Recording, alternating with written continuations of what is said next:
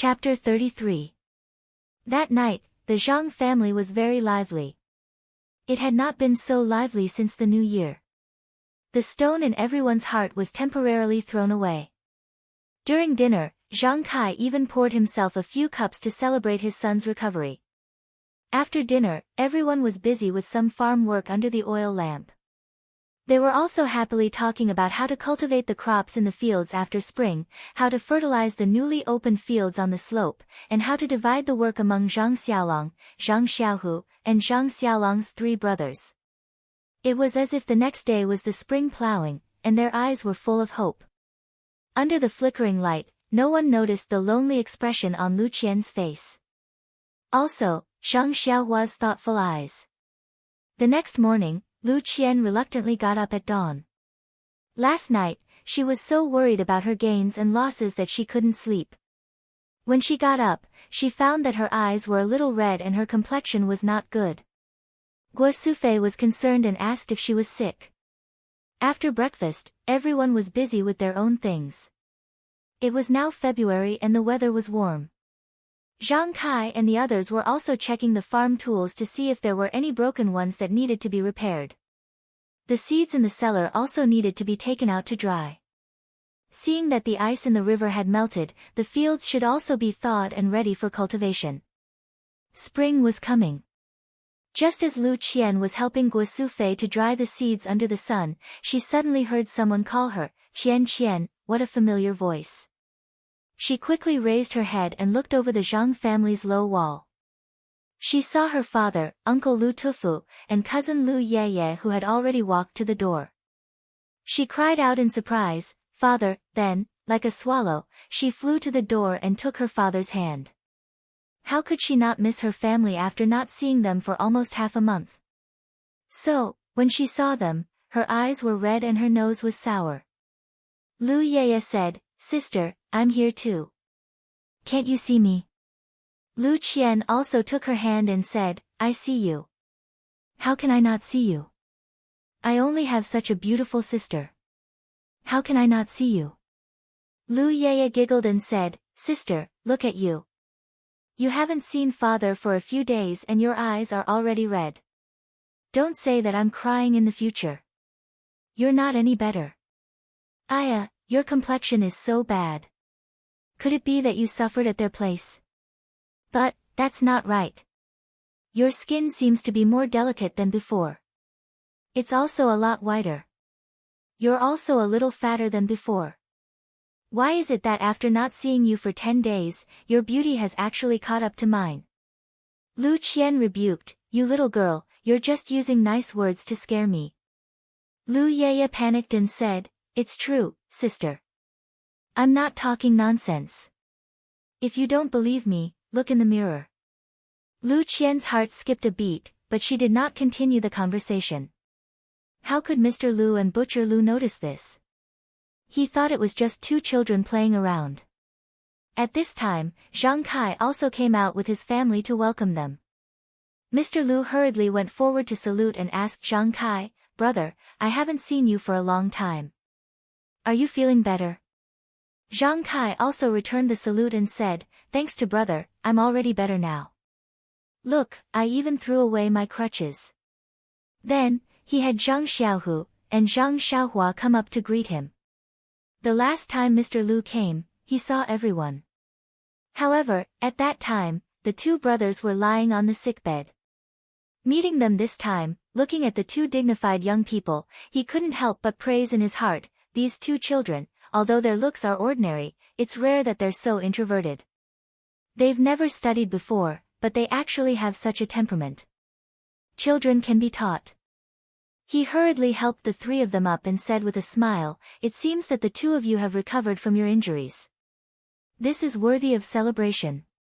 However, nephew Xiaolong injured his muscles and bones. It's better for him to be more careful. He can only work after resting for 100 or so days. Don't hurt your body for the farm work in front of you." "Oh, right, how come you've removed the splint in just 10 days? Zhang Xiaolong moved his arm and said, "I'll pay attention to uncle's words. Look, my arm is fine now. Although I can't do heavy work, I reckon that after a few days, ordinary farm work shouldn't be a problem. Butcher Lu continued, nephew's body isn't just strong. Our village's Wang heir fell on his, but when he went up the mountain to chop firewood and had to lie in bed for half a year. You've recovered in just a few days. Let me take a look. As he said this, he went forward to grab Zhang Xiaolong's arm. Lu Qian was anxious and quickly blocked her uncle's hand. She said, Uncle, your hand is used to carrying 100 or so pounds of fat pig. Xiaolong's arm is just right. If you grab Xiaolong's hand like this, don't damage his arm. Butcher Lu awkwardly retracted his hand and said with a self-deprecating smile, then I won't look, I won't look. Lu Yeye seemed to have noticed something and used her elbow to poke Lu Qian. She winked at her and smiled mischievously. Lu Qian's face heated up and her hands and feet became uncomfortable. Fortunately, at this time, Mr. Lu saw Zhang Xiaohua again. He patted his head and said, Xiaohua, I haven't seen you for a few days and you've grown quite a bit. I see that by the end of this year, you'll be able to catch up to your two brothers. Also, looking at your eyes, they're overflowing with energy. I feel that you've become a lot more sensible. These words weren't false.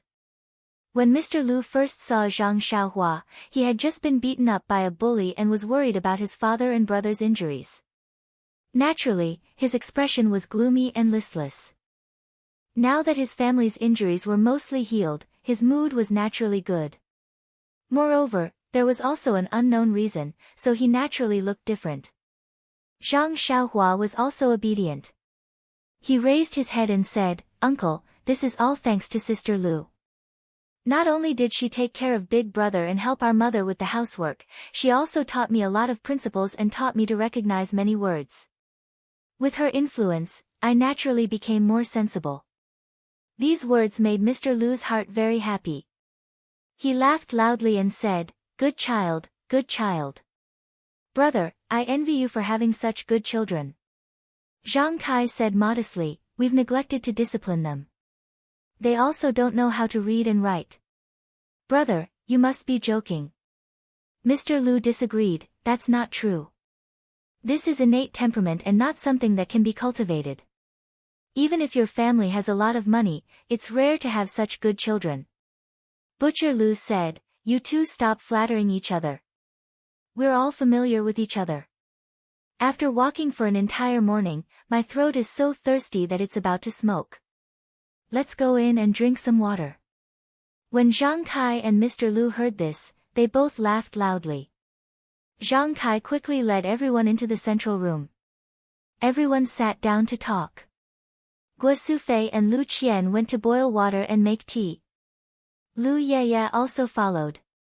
Taking advantage of the fact that the water hadn't boiled and Guo Sufei went into the room to get tea leaves, Lu Yeye quietly asked Lu Qian, Sister, are you interested in that Zhang Xiaolong?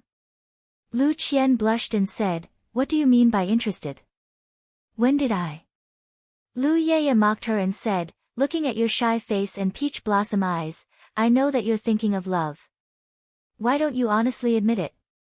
Lu Qian said, You little brat, why do you have so many flowery words? Don't tell me you didn't come to see Zhang Xiaohu. When Lu Yeye heard this, she also said seriously, Sister, your words are wrong. Have you forgotten what we said before? Although Zhang Xiaohu and Zhang Xiaolong are good people and saved us, but our dream is to marry a learned, elegant, and handsome scholar. The two of them do farm work and will be digging for food in the fields for the rest of their lives. Don't tell me we'll also be farm women for the rest of our lives. At that time, I was very grateful to Zhang Xiaohu and did have a good impression of him. Now, I don't deny it. But after thinking about it carefully, I don't want to jump into this fire pit. Sister, you have to understand that this is a matter of a lifetime. If you make the wrong choice, it will be too late to regret. At this time, Lu Qian also stopped smiling and said seriously, Yes, yeah, I am also like this. That's why I am especially hesitant. Although I hope that my husband is a scholar, after meeting so many scholars over the years, none of them left a deep impression on me as Zhang Xiaolong, this farmer. He has a temperament and courage that most people don't have.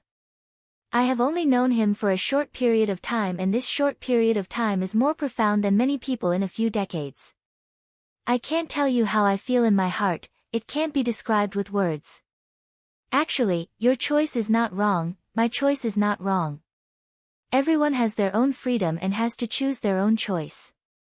Lu Yeye smiled bitterly and said, Sister, I hope your choice is not wrong. In the future, Lu Qian interrupted her and said, It's too early to say this. I haven't made a final choice. Lu Yeye did not ask any more, and the two of them were silent. Not long after, Guo Sufei took out the tea leaves and boiled the water. Lu Qian steeped the tea, and the three of them returned to the central room together. The people in the central room were laughing and chatting. They were in the middle of a lively conversation. Lu Qian poured the tea for everyone and sat down without saying a word, thinking about her own worries. The members of the Zhang family were used to drinking this tea, so they did not mind. Butcher Lu gulped it down like a cow and did not taste anything. As for Lu Yeye, she seemed to have something on her mind. She took a sip absent-mindedly and put it down. She did not even notice Zhang Xiaohu's casual glance. Only Mr. Lu inadvertently drank a mouthful, and then his expression changed greatly. He did not believe it and drank a second mouthful. He frowned deeply. Then, he smelled the tea fragrance floating from the teacup and drank a third mouthful. Only then did he become surprised and was about to speak. Zhang Kai saw Mr. Lu drink 3 mouthfuls of tea and hurriedly asked, Brother, is there a problem with this tea? Is it not tasty? Mr. Lu said, No, it's not that it's not tasty, it's too tasty. Brother, what kind of tea is this? Zhang Kai said awkwardly, Brother, I don't know. Our family never drank tea before. This is the tea that Lu Qian brought from your family. Mr. Lu turned his head and asked Lu Qian, Qian, is this tea from home? Lu Qian was thinking about her own worries. When she heard her father ask her, she hurriedly said, What is it? Father, what are you asking me? Chapter 34.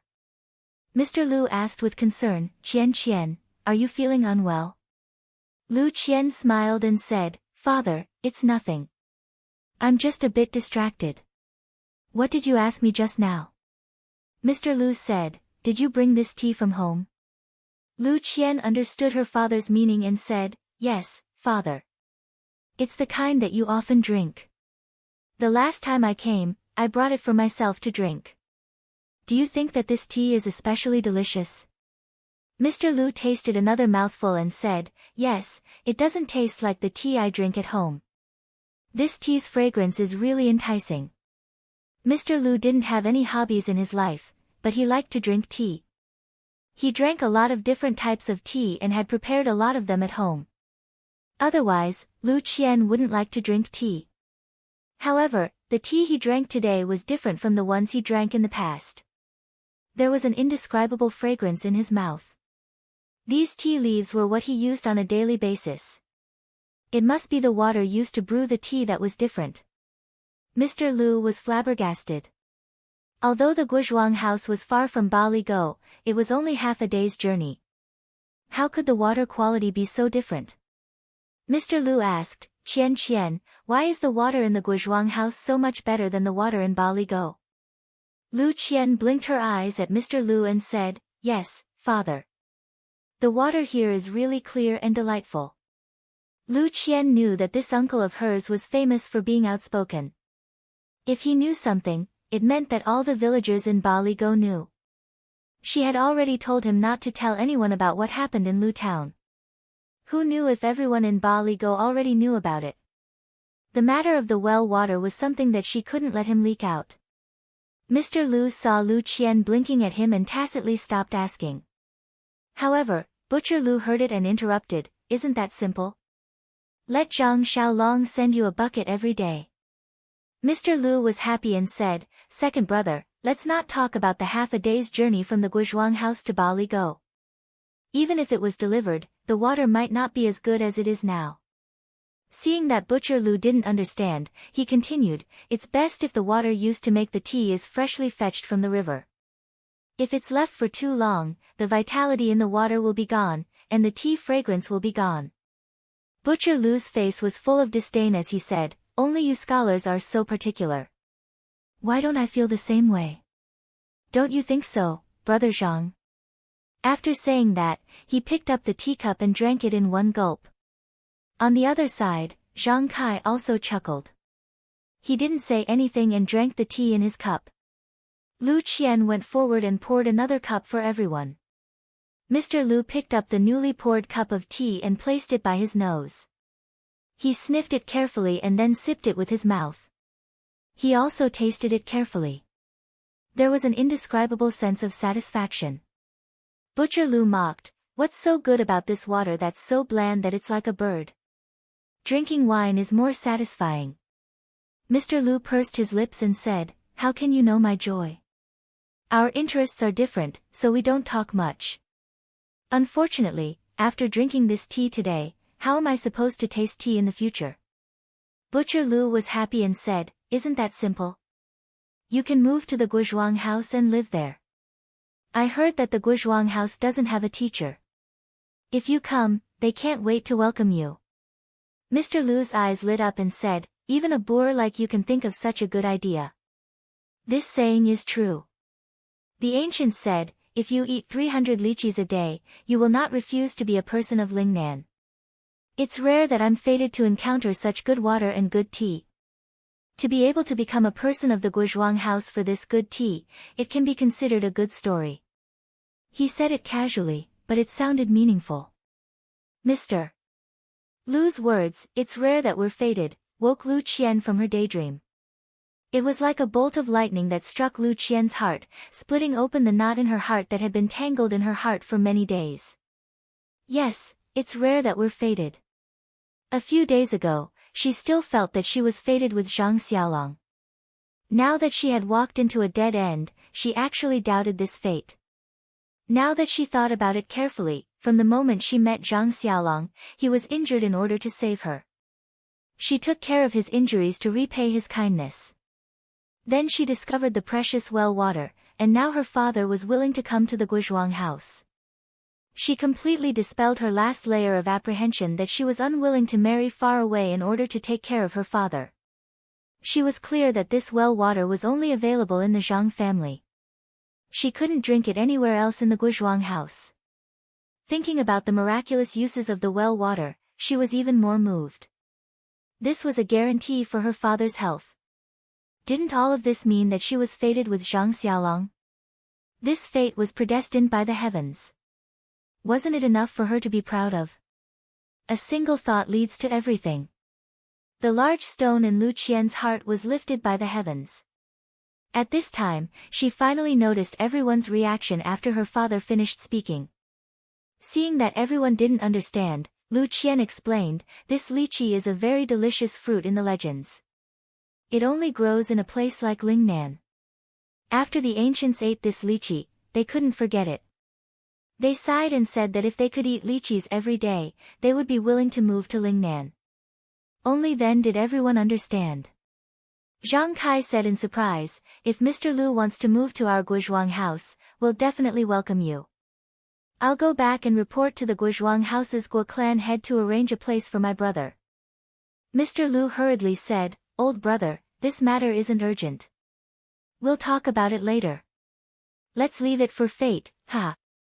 Then, Mr. Lu took another sip of tea and said the real purpose of his visit to the Zhang family. He looked at Zhang Kai and said, "Old brother, the main purpose of our visit this time is to bring Qian Qian home for a while. This child has already stayed here for a period of time. She must be homesick. Our family also needs her to go back and tidy up. This month, Yaya should have come over a long time ago. Last time, she didn't come with Qian Qian because our family also needs a girl to take care of them. This time, let her come over and swap places with Qian Qian. What do you think?" Zhang Kai didn't dare to express his opinion. He hurriedly turned to look at Guo Sufei. Guo Sufei looked at Mr. Lu and Butcher Lu's sincere expressions, as well as Lu Yaya's expressionless face. She already had an idea in her heart. She smiled and said to Mr. Lu and Butcher Lu, "We appreciate the two brothers' intentions. In the time that Qian has stayed here, she has helped us a lot. Xiaolong, Xiaohu, as well as our family head, have all recovered from their injuries. They can basically move around without hindrance. Qian also doesn't need to stay here to take care of Xiaolong and the others. If Mr. Lu wants Qian to go back, I'll pack up the child's things and go back with you guys in the afternoon. There's no need for you Ye to stay here." Hearing Guo Sufei's words, Lu Ye's face clearly showed a burst of joy. Lu Qian raised her head and inadvertently saw the disappointment between Zhang Xiaohu's brows. Her heart couldn't help but let out a thump as she thought to herself, "This Zhang Xiaohu is usually quiet and I've never heard him ask about Yu. Looking at his expression now, it's a bit troublesome. When I have time, I'll have to remind Zhang Xiaohu that my sister's thoughts are clearly not here." Butcher Lu wasn't happy and said, "Sister-in-law, look at what you're saying. Didn't we already agree before that Yu would also do her best? Now that she's here, how can we let her slack off?" Guo Sufei smiled and said, "Brother Lu, I know that you're a straightforward person. If we have any difficulties, how can we hide it from you? Look at these two children and your brother Zhang. They're all glowing with health and it's easy for them to move around. There's really no need for your daughter to stay." Mr. Lu also smiled at this time and stopped Butcher Lu's insistence. He said, "Since sister-in-law has said so, then I'm sure there's really no need for the children to stay. Second brother, there's no need to insist on anything. As for whether Qian will come back with us later, it's better to ask her first." Lu Qian thought for a moment and said, "How about this, father? I won't go home with you this time. There's Yu to take care of the family so there shouldn't be a big problem. I've only been out for less than a month. Although I miss home, it's not to the point where I have to go home. Moreover, Xiaolong's injuries have reached the final stage. I can't leave with a strong start but a weak finish. I'll wait until he's fully recovered." Butcher Lu couldn't help but stand up and say, "Did you just discuss this with your father? Why do you speak so much like your father?" Lu Qian asked curiously, "Second uncle, what do you mean?" Before Butcher Lu could speak, Lu Yu spoke up, "Sister, on the way here just now, the two elders made a bet. Your father said that you definitely won't go home, but my father said that you will. My father asked why and your father said that Qian has never liked to leave with a strong start. She's only been at the Guizhuang house for less than a month. Presumably, Zhang Xiaolong's injuries haven't healed yet. Under these circumstances, she definitely won't go home. See, what you said is very similar to what your father said. Of course, my father was very angry and thought that the two of you colluded together. This Lu Yu was very eloquent. She used the words your father, and my father, to make everyone laugh." Lu Qian said to Butcher Lu, "Second uncle, you've watched me grow up. How can you not know my temper?" Butcher Lu said helplessly, "I only remember that you were a little girl with a runny nose. Who knew that you and Yu would grow up in a few years? How can I remember your temper? I thought that since you've never left home, you would miss home. But you're still not as good as your own father." While they were talking, Guo Sufei saw that it was getting late and went out to prepare lunch. Lu Qian and Lu Yu naturally went out to help, leaving the group of men to chat in the house. The Zhang family's meal was as simple as usual. It didn't take long for it to be ready. Zhang Xiaohua also came back with wine from outside the village. Butcher Lu was naturally beaming with joy. After lunch, the sun was already setting in the west. Mr. Lu and his group of 3 bid farewell and returned to the village. Mr. Lu invited Zhang Kai and said, "Brother, tomorrow is the 2nd day of the 2nd lunar month. There's a temple fair at Baligo.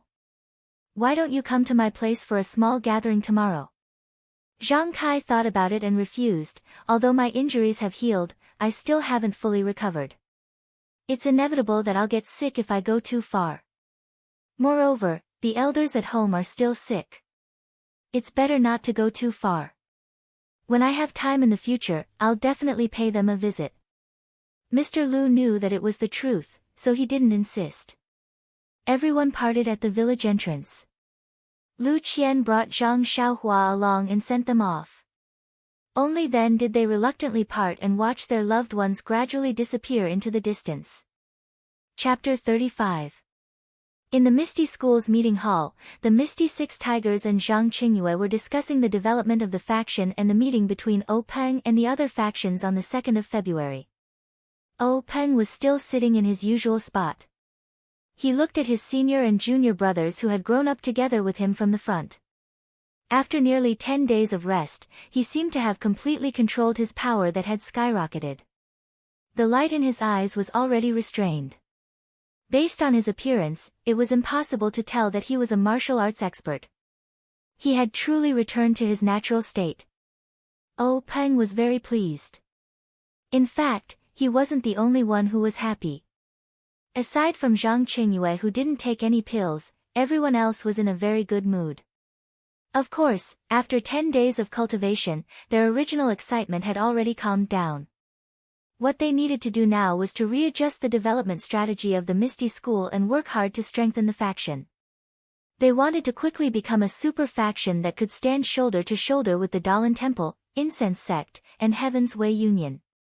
Ou Peng coughed and cleared his throat before saying, "Fellow disciples, congratulations again on your great improvement in martial arts." The others returned the greeting and said, "Congratulations, congratulations.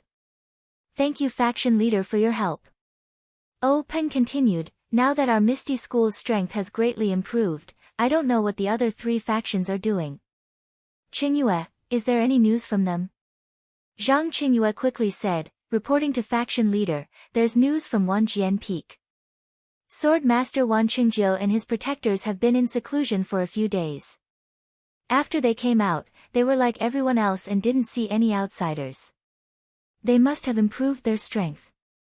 The Tan family is a family business and the spies we send out can't enter the upper echelons, so we don't know the specific situation. As for Yanming Villa, we can't interfere at all. The servants outside know very little and don't know the situation inside the villa." Ou Peng wasn't too happy and said, "Qingyue, you've already done a lot of work in this area, but it's not enough. We need to expand the Misty School in the future, we can't do without news. You need to speed up and use all kinds of methods to nail our spies in the various factions. Without news, we'll be blind."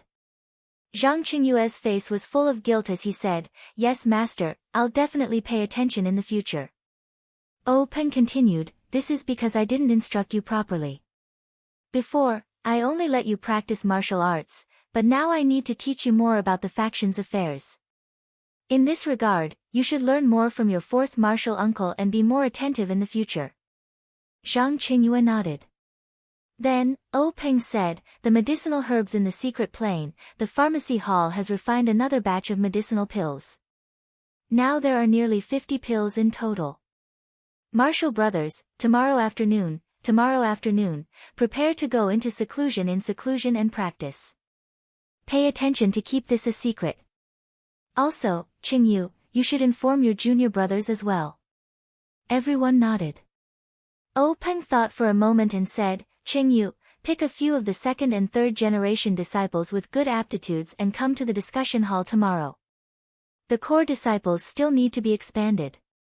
At this moment, Shangguan Laosi interjected, "Senior brother sect leader, now that our ethereal sect's strength has increased greatly, we should consider how to expand the scope of our strength." Ou Peng nodded and said, "Yes, this is also one of the topics for today's gathering." Boss Hu suggested, "Fourth brother, expansion isn't something that can be achieved in one bite. Do you have any ideas?" Shangguan fourth brother said, "These past few days, I've been thinking about this problem. Now I have a little idea."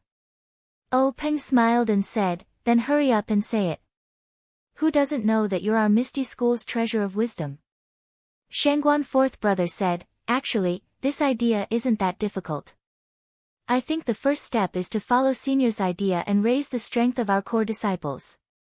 We'll use these core disciples to form an elite group and assign them to the Foreign Affairs Hall to carry out the task of expanding our influence. Our southern sect's strength has increased because of this opportunity. It's not suitable for us to fight with them at this stage. Moreover, Senior may form an alliance with them next time, so we can't touch the south. The Luo Shui gang in the east and the Golden Crow sect in the west used to be weaker than us. They're good targets for us to make a move on. However, if we attack them at the same time, it will divide our strength. Senior needs to weigh the pros and cons. Peng thought for a moment and said, for now, let's set it as the Luo Shui gang. The Golden Crow sect is in the west and their influence intersects with the 10,000 Swords sect. I'm afraid they're in cahoots with the 10,000 Swords sect. Who knows, the 10,000 Swords sect might also be watching them. The Luo Shui gang has always been based on the Luo River. This is what we lack. Now that they're still young, we'll take them down first. Advancing on land and water will bring endless benefits to our Misty School. Boss Hu said, third brother, water is our weakness.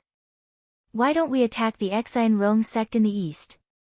After all, the Xian Rong sect's foundation isn't very deep. On land, we're also confident. Peng smiled and said to Boss Hu, eldest brother, you and I have been deceived by the Xian Rong sect's low profile. I just received news that the leader of the Xian Rong sect is an abandoned disciple of the Dalan Temple's law-enforcing elder. This Xian Rong sect is obviously a pawn that the Dalan Temple has planted in our Pingyang City and Yu City. We can't act blindly. Besides, although the Luo Shui gang originated from the Luo Shui gang, as long as we make a move first and plan well, our chances of success are still very high. Peng took a sip of tea and continued, moreover, our Misty School has always been on land. Pingyang City's location is also sandwiched between the Luo Shui gang, the Golden Crow sect and the Xian Rong sect. There's limited space for development. If we take over the Luo Shui gang's influence and make use of the Luo River, it'll be very beneficial for the gang's development. Everyone was silent and deep in thought. After half a cup of tea's time, Shangguan Laosi spoke, fourth brother, according to this train of thought, I don't think I've sent enough people. Peng said, I've long thought about this. The development of the Misty School requires manpower. In the past, our sect focused on elites. Now that the strength of our senior disciples has increased, the number of junior disciples is obviously insufficient. How about this, Qingyue, you consider recruiting a batch of disciples recently to strengthen our sect's strength. You can handle the details. Zhang Qingyue nodded in agreement.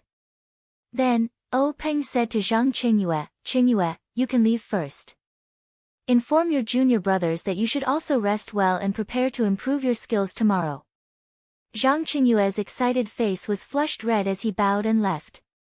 Lu Laowu, who had not interjected all this while, spoke now, isn't it just improving your skills? Looking at you, Qingyue, what's there to be excited about? Zhang Qingyue thought to himself, old master, that's improving my skills. How can I not be excited? I heard that you've improved your skills for 20 years. How can I not be excited? Of course, his mouth still said, yes, fifth Shishu is right. Martial nephew should be calm in the face of chaos. Peng said, don't listen to your fifth Shishu's nonsense. However, you shouldn't be too excited. When you take the medicine, you must use it calmly. Otherwise, it will be a waste. Zhang Qingyue quickly walked out, only wanting to quickly leave fifth Shishu's sight. When Zhang Qingyue walked out of the conference hall, Peng looked back and said to Lu Laowu with a smile, fifth Shidi, Qingyue is a steady child. Don't always make fun of him. Su Laowu also said, hee, you're still talking about him. When Laowu took the bone-strengthening pill that day, wasn't he just as excited? When he came out, he drank with the stone cow. If he wasn't happy, how could he be so drunk? Lu Laowu's face turned red as he argued, I absorbed the medicine and was tired from cultivating. Otherwise, how could I not drink as much as the stone cow? Everyone roared with laughter. Then, Peng sternly said to everyone, brothers, the medicine taken from the secret plane last time has been refined. In a few days, it will be the second day of the dragon raises its head. Our 4 sects have agreed to meet at Wudong Mountain. This time, we will discuss the next time we enter the secret plane to take the medicine. Perhaps we will discuss the alliance. What do you all think? Shangguan Laowu said, Senior, I think this alliance is unlikely. Oh Peng said, why? Shangguan Laowu explained, of course, Wan Jianfeng and our Misty School can form an alliance. We are all Jianghu gangs. We share fortune and misfortune together. However, Yanming Villa and the Tan family, although they are in Jianghu, they basically don't participate in Jianghu affairs. They have no reason and no strength to form an alliance with us. Oh Peng touched his chin thoughtfully and said, of course, a superficial alliance won't work. Our four sects can't explain to other Jianghu sects in terms of development, sphere of influence, and gang composition. If we announce an alliance, it will definitely attract the attention of other sections. At that time, we will lose more than we gain. I prefer a loose alliance, or an alliance between the four leaders, rather than an alliance between gangs. This way, we can share the secret of the secret plane and keep the news of the secret plane from leaking. Hu Laowu nodded and said, this idea is good. The purpose of this alliance is only for the secret plane. It is separated from the interests of the gangs. Once any party leaks the news of the secret plane, the other three sects will kill them together. Oh Peng smiled bitterly and said, if the news is leaked, there will be no need for the other three sects to crusade. There will soon be a bloody storm in Jianghu. So, we must seize the time to strengthen our own strength.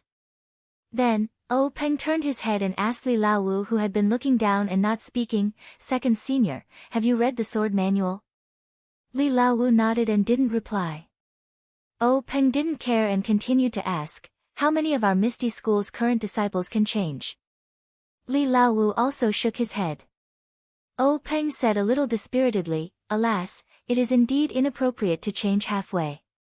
Fourth Senior, when Qingyu recruits disciples, you can also choose some of them to practice this sword manual. At the same time, you can also ask Second Senior to guide you. It is best if Second Senior can take in a few more disciples. Li Laowu nodded in agreement. It seemed that since his strength improved last time, he was more focused on the cultivation of the sword and didn't speak much. Chapter 36.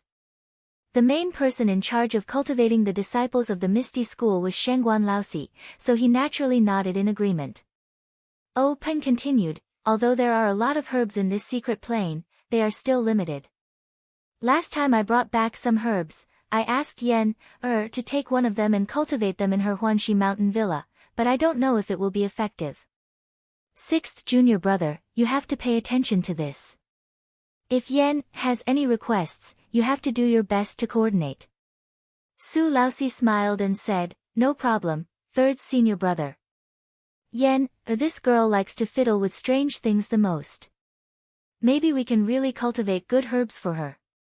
At the mention of Oh Peng the sister, everyone's face was full of smiles. Boss Hu also said, time really flies. In the blink of an eye, Yan, this little girl is also an adult. How can we not be old? Lu Laosi, who was drinking silently and didn't participate in the discussion, also said, that's right. The little girl who peed on my head back then has now become a heroine. Oh Peng glared and said, these words can only be said in front of the brothers.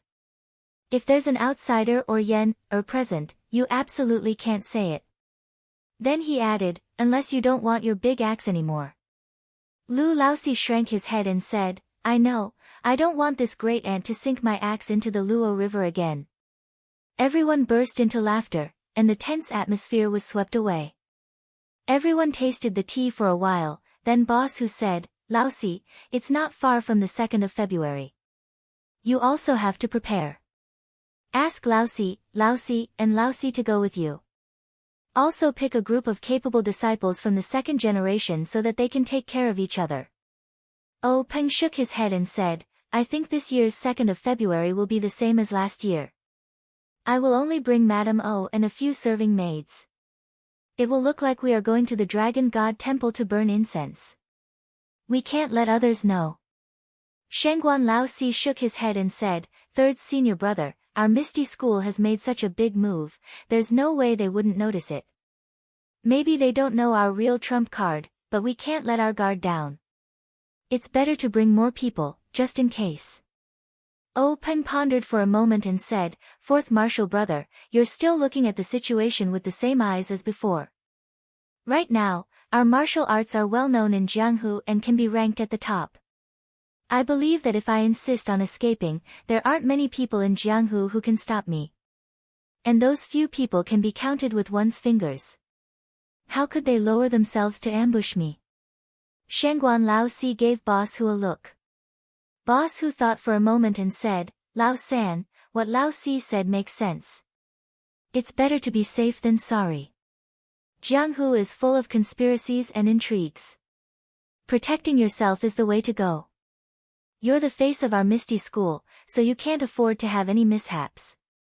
How about this, since you don't want to attract attention, then you don't need to bring too many people. Why don't you bring Lao Si and the girls with you?"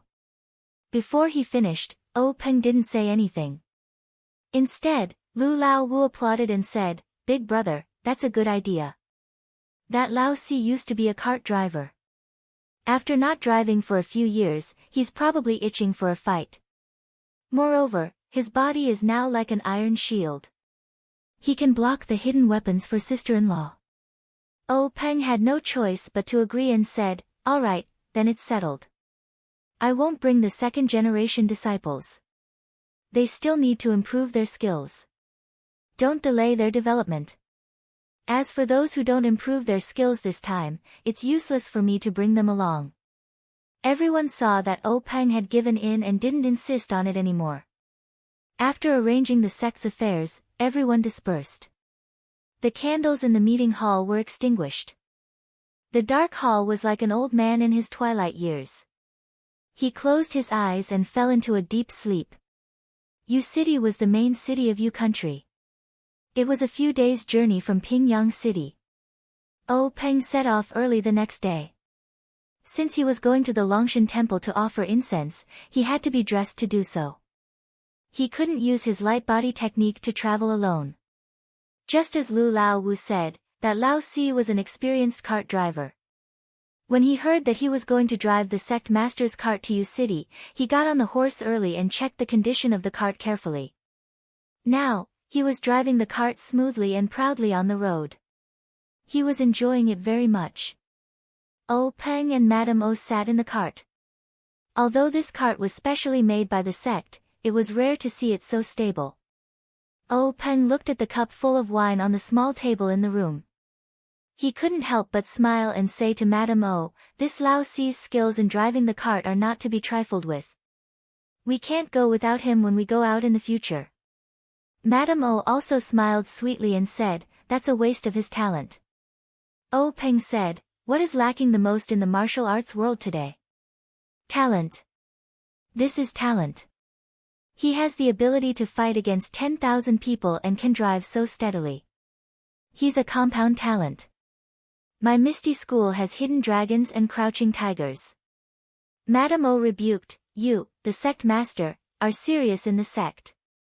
Why do you have a bad smile on your face now? Speaking of compound talents, you're the best in the sect. Not only are you the best in the world at ethereal steps, but you're also the best in making your wife happy." Peng laughed and said to the outside, "Lao Si, good job. You're the best at driving a cart in the sect. I can't compare to you. You're not good at making your wife happy. I'm the best in the sect." When the stone cow heard this, he laughed out loud and drove the cart even harder. Madame O blushed in the cart and hit Peng, causing the maids in the cart to laugh softly. At this time, the Lao Si's wild singing came from outside the cart. It must be because the Lao Si had traveled to a remote place and the Lao Si sang. Everyone listened carefully. The Lao Si sang, "Sister, you sit at the bow of the boat. I walk on the shore. Love and love, the rope swings." It was a song that the Lao Si had learned from somewhere. Everyone couldn't help but laugh. After traveling for a few days, they were about to reach Yu City. The journey was peaceful and they didn't encounter any trouble. The road outside U City was very wide and there were many trees planted along the road. The weather was warm now and there were some greenery on the treetops. There were also many passers-by and the cart could no longer gallop as freely as before. However, under the Lao Si's skillful driving, the speed didn't slow down. Madame O looked at the scenery outside the window and praised, "This U City is indeed the main city of our U nation. It's much more prosperous than Pingyang City. Even the outskirts are so lively. I wonder if the Dragon God Temple is full of people now." When the cart arrived at the Dragon God Temple, they realized that the inside and outside of the temple were full of people. There was no place for the cart to stop.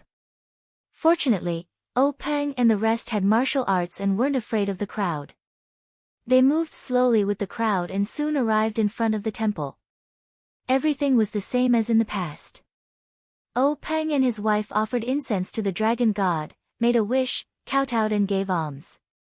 Then, they followed the crowd out of the dragon god temple. The Lao Si stood on the cart and looked around. When he saw O Peng and the rest coming over, he immediately jumped down from the cart and said, "Sect Master, why are you out so soon?" O Peng said, "There are so many people coming here every year. The incense is very prosperous. The monks in the temple are all busy and can't talk to their abbot. We'll talk about it when we have time." The Lao Si gestured for everyone to get on the cart and then asked O Peng, "Sect Master, are we going to the U City branch now?" O Peng waved his hand and said, "There's no hurry to go to the branch. Go to the restaurant next door to buy some wine and food. We'll go to Wudong Mountain now." The Lao Si agreed and went to buy wine and food. Madame O asked curiously, "Why are we going to Wudong Mountain again? Last time, you, Yanming Jusher, Wan Qingjiu and Tan Yefeng were drinking wine and discussing heroes at Wudong Mountain. Could it be again this time?" O Peng smiled and said, "Yes, I didn't have enough fun last year. Of course, I have to continue this year." Not long after, the Lao Si bought the wine and food and then drove to Wudong Mountain. The Dragon God Temple was at the foot of Wudong Mountain. Not long after, the carriage arrived at a place where they could climb the mountain. There were also some wine shops and inns in this place. O Peng and the others booked a few rooms and arranged for Madame O and a few maids to rest. O Peng took the Lao Si and walked up the mountain path. Wudong Mountain was not too high and it was not the season to climb the mountain. There were not many tourists. O Peng used his qinggong to walk in front. Although the Lao Si practiced external martial arts and also carried wine and food, he was not much slower than O Peng on the mountain path. Not long after, O Peng reached the top of the mountain. Then, the Lao Si also came up. Looking at the Lao Si's calm and steady breathing, O Peng could not help but mutter in his heart. Although he had only used 30% of his qinggong, he was good at qinggong. This 30% of his qinggong was already very impressive in the martial arts world, but the Lao Si was not much slower than him. It could be seen that the effect of this bone-strengthening pill was extraordinary. At this time, it was almost noon. The top of Wudong Mountain was bathed in sunlight and was very warm. O Peng looked under the tree at the top of the mountain. No one had come yet. O Peng called the Lao Si to walk under the tree. He sat on the stone and let the Lao Si place the wine and food he bought one by one in the open space under the tree. Before the Lao Si finished placing the wine and food, O Peng heard footsteps coming from the mountain path.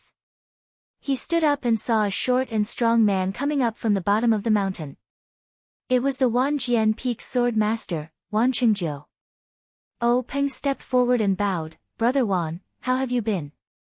Wan Qingjiu leaped to the top of the mountain and returned the greeting. "Sect leader O came really early. We agreed to meet at noon. I thought I was early, but I didn't expect someone to come even earlier." O Peng said, "I came a little earlier to arrange the wine and get drunk." Wan Qingjiu said, "Sect leader O is meticulous. I admire you." So the two walked under the tree and chatted. After a while, the sun in the sky was about to hang above their heads. It was almost noon, but the other two still hadn't appeared. O Peng and Wan Qingjiu couldn't help but think, could it be that something happened? Just as they were thinking, they heard a voice from the bottom of the mountain. Brother Tan was half a step late. This little brother has won this round. It was Yenming Jusher's hearty laughter. Oh Peng and Wan Qingjiu smiled at each other and turned to look at the intersection. They saw Yenming Jusher's thin figure appear on the path to the top of the mountain. A middle-aged man with a medium build and dressed like a rich man also climbed up the mountain. It was the Tan family's patriarch, Tan Yefeng. Chapter 37. When the four met, they greeted each other. Wan Qingjiu asked, "Why do you say that, Brother Yenming?" Yenming Jusher smiled and said, "Brother Tan and I met at the bottom of the mountain. When we saw that it was almost time, we made a bet to see who would reach the top first. It seems that I'm the early bird that reached first." Oh Peng smiled and said, "Brother Tan's strength isn't in light body technique. You can compete with him in martial arts later." Yenming Jusher waved his hand and said, "I know that.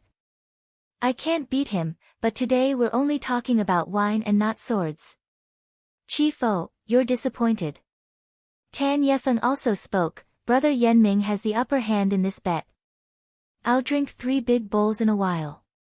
Oh Peng and Wan Qingjiu laughed and said, "Brother Tan is a straightforward person. Come, Brother Yenming, Brother Tan, this way please." Everyone came to the bottom of the tree and saw the stone ox standing there like an iron tower. They asked curiously, "Who is this brother?" Oh Peng introduced, "This is the stone ox, a disciple of the Misty School. Stone ox, come and greet Yenming Jusher and the Tan family's patriarch." The stone ox came over and greeted them. Everyone praised and said that the Misty School was really full of hidden talents. Oh Peng also humbly denied it. Then, Oh Peng let the stone ox guard the entrance to the mountain to prevent people from going up the mountain. Everyone sat down. Tan Yefeng first picked up a jar of wine from the ground and poured it into a porcelain bowl. He said to Yenming Jusher, "Watch carefully, I'll drink first." Then, he put the bowl to his mouth and drank it all in one gulp. Then, he drank another bowl.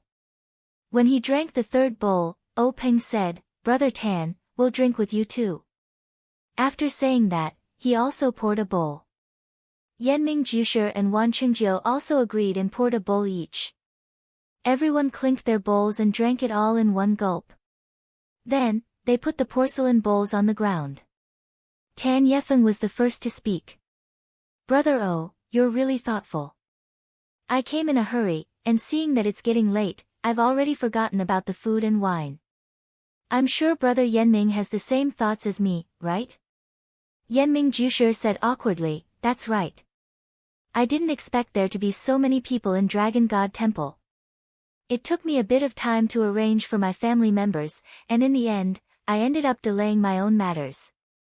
Wan Jiuqing laughed heartily and said, "I didn't waste any time, but I also forgot about these minor details.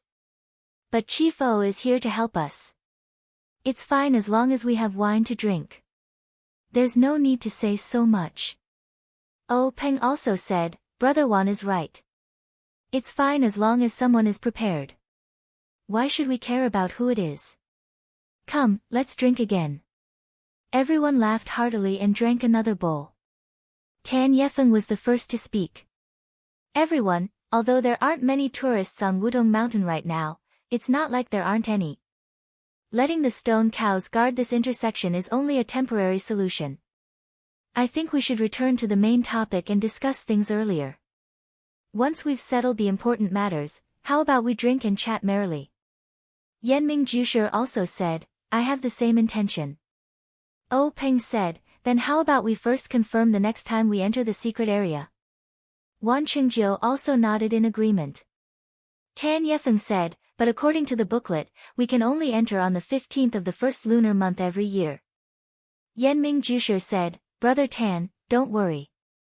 According to my speculation, the booklet said that we can only enter on the 15th of the first lunar month for 2 reasons. First, it's because of the formation formed by the jujube trees outside this secret area. A passage will only appear on the 15th of the first lunar month every year, allowing people to enter. Second, only the sunlight on the 15th of the first lunar month can accurately indicate the location of the entrance. Before I entered last time, I've already made marks on the 2 jujube trees near the entrance, so it shouldn't be difficult to find the location of this entrance. I've never heard of a formation in the martial arts world that can change with time. Moreover, there are so many days in a year, so the formation can only pass through on a specific day. This is too unbelievable. Brother Wan, Brother O, your faction has been passed down for a long time, and you've encountered many things in the martial arts world. Have you encountered such a thing? Wan Qingjiu and O Peng looked at each other and shook their heads, but O Peng said, although we haven't encountered it, and the ancient books in the faction haven't recorded it, the formation is indeed lost in the martial arts world. We can't be sure that this formation doesn't have the function of a time limit. The 4 of them did not speak. After all, none of them had any attainments in formations. There was no such talent in the faction, and there might not even be such a person in the entire martial arts world. How could they make a decision? Tan Yefeng said, then there are only 2 ways now. One is to wait patiently until the 15th of the first lunar month next year, then organize people to enter.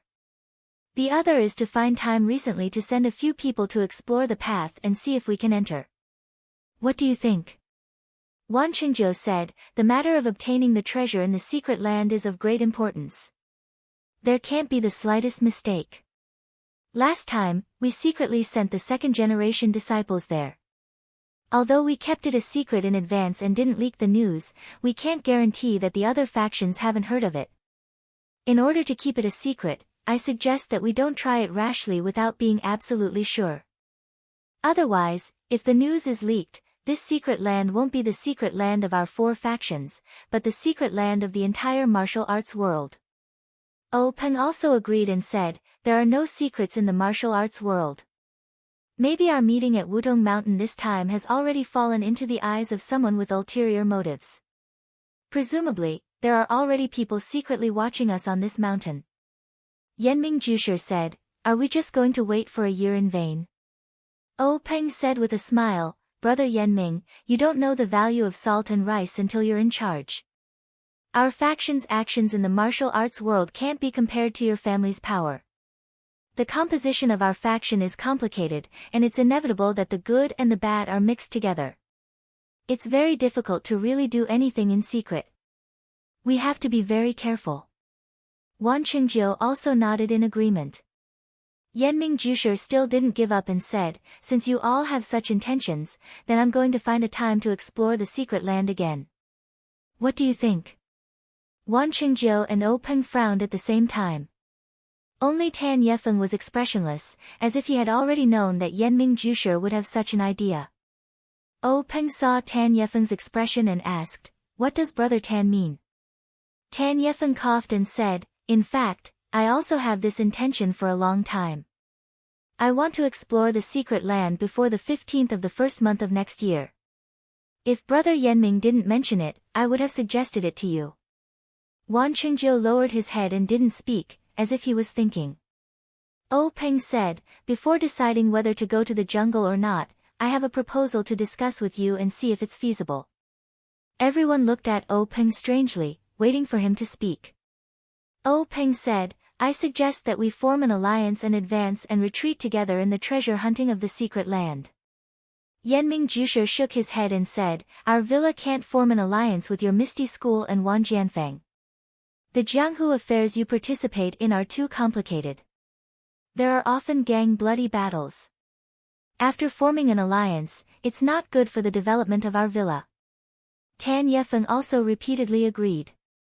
O Peng said with confidence, you two have misunderstood.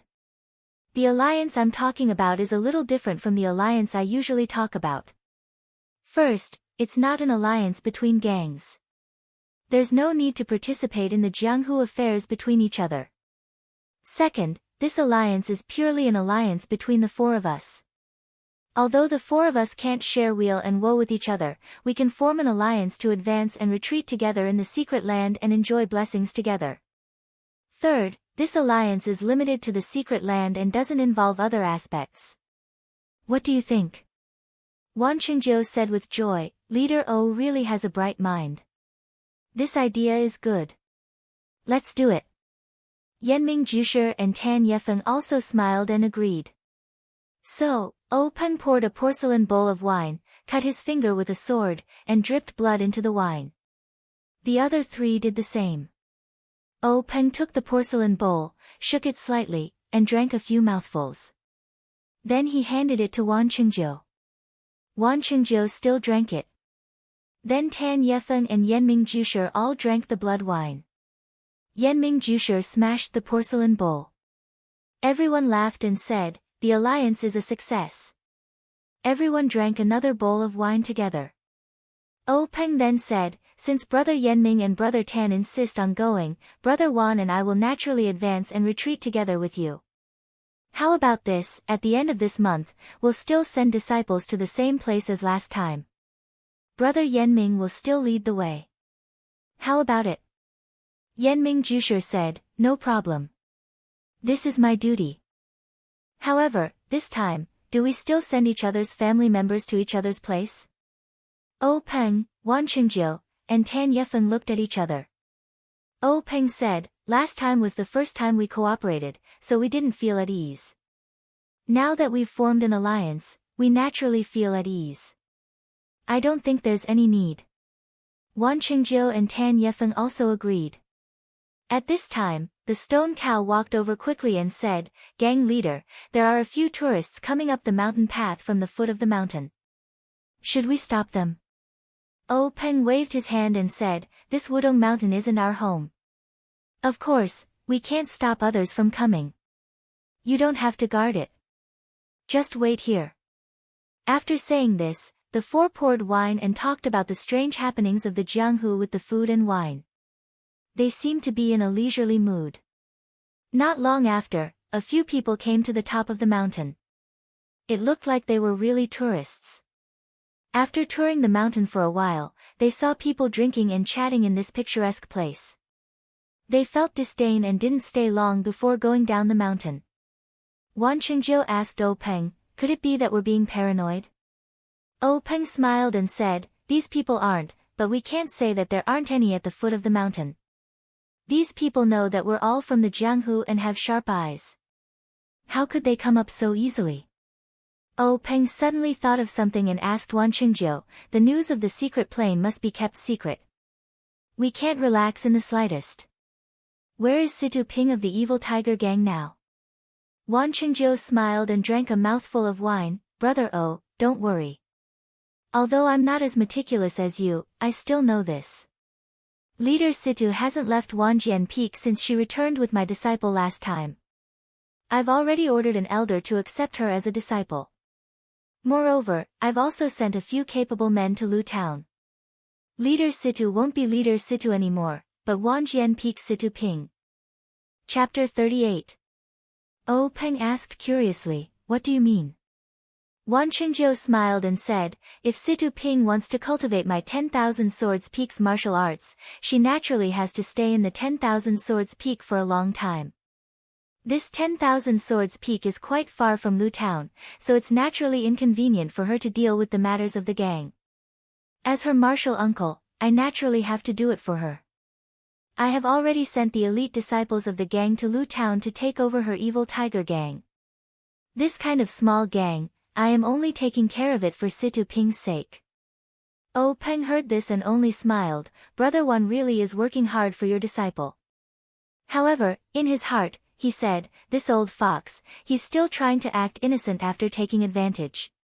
Wan Qingjiu also said, "Isn't it to protect our secret? Otherwise, why would I be willing to take over this kind of shit?" Everyone said, "Then it's really been hard on Brother Wan, let's drink a bowl." After that, everyone no longer talked about the secret plane, but talked about the blood of the pugilistic world, romance, and everything else. Only when the food and wine were finished did they split up and go their separate ways. However, they all tacitly agreed not to talk about the treasures they obtained in the secret plane and the improvement of their martial arts. Far away, in a secluded mountain village between Lu Town and Pingyang City, in the same manner that took up a lot of space, there were two people sitting in a large hall in the north. One was a skinny young man, and the other was a middle-aged man whose hair was a little white. They were the evil tiger gang Situl Yang, hall leader Situl Yang and Zhao third brother, hall leader Zhao. The two of them were currently drinking tea with their brows furrowed. Hall master Zhao drank a mouthful of tea, but did not seem to be able to taste the tea's fragrance. He heavily placed the teacup on the table and asked Situl Yang, Hall master Situ, it's been almost a month since there's been any news of the gang leader. We don't even know if he's dead or alive, what should we do? Situl Yang said unhappily, Hall master Zhao, what are you saying? How can you say such inauspicious things during the new year? Hall master Zhao immediately said embarrassedly, I'm not in a rush. Hey, I take back what I just said.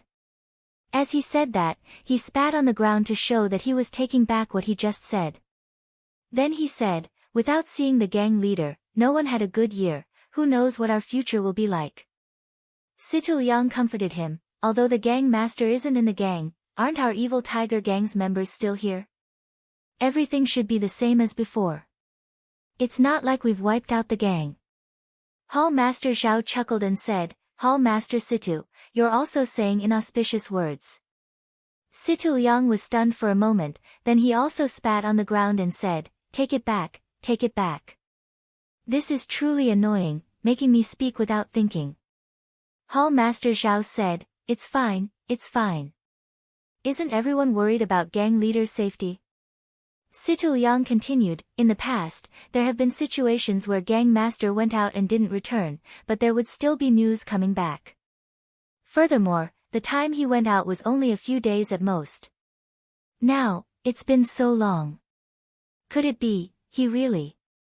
Situl Yang didn't dare to say any more. Hall master Zhao continued, Hall master Situ, when gang leader isn't here, it's the new year. Most of the gang's members are at home celebrating the new year, so there aren't many things to do in the gang. Seeing that the new year is about to end, everyone will be coming back. There are a lot of things to take care of as well. If there is still no news from gang leader, then it doesn't seem too good. At the very least, there will be people's hearts wavering. Situl Yang nodded and said, that's right.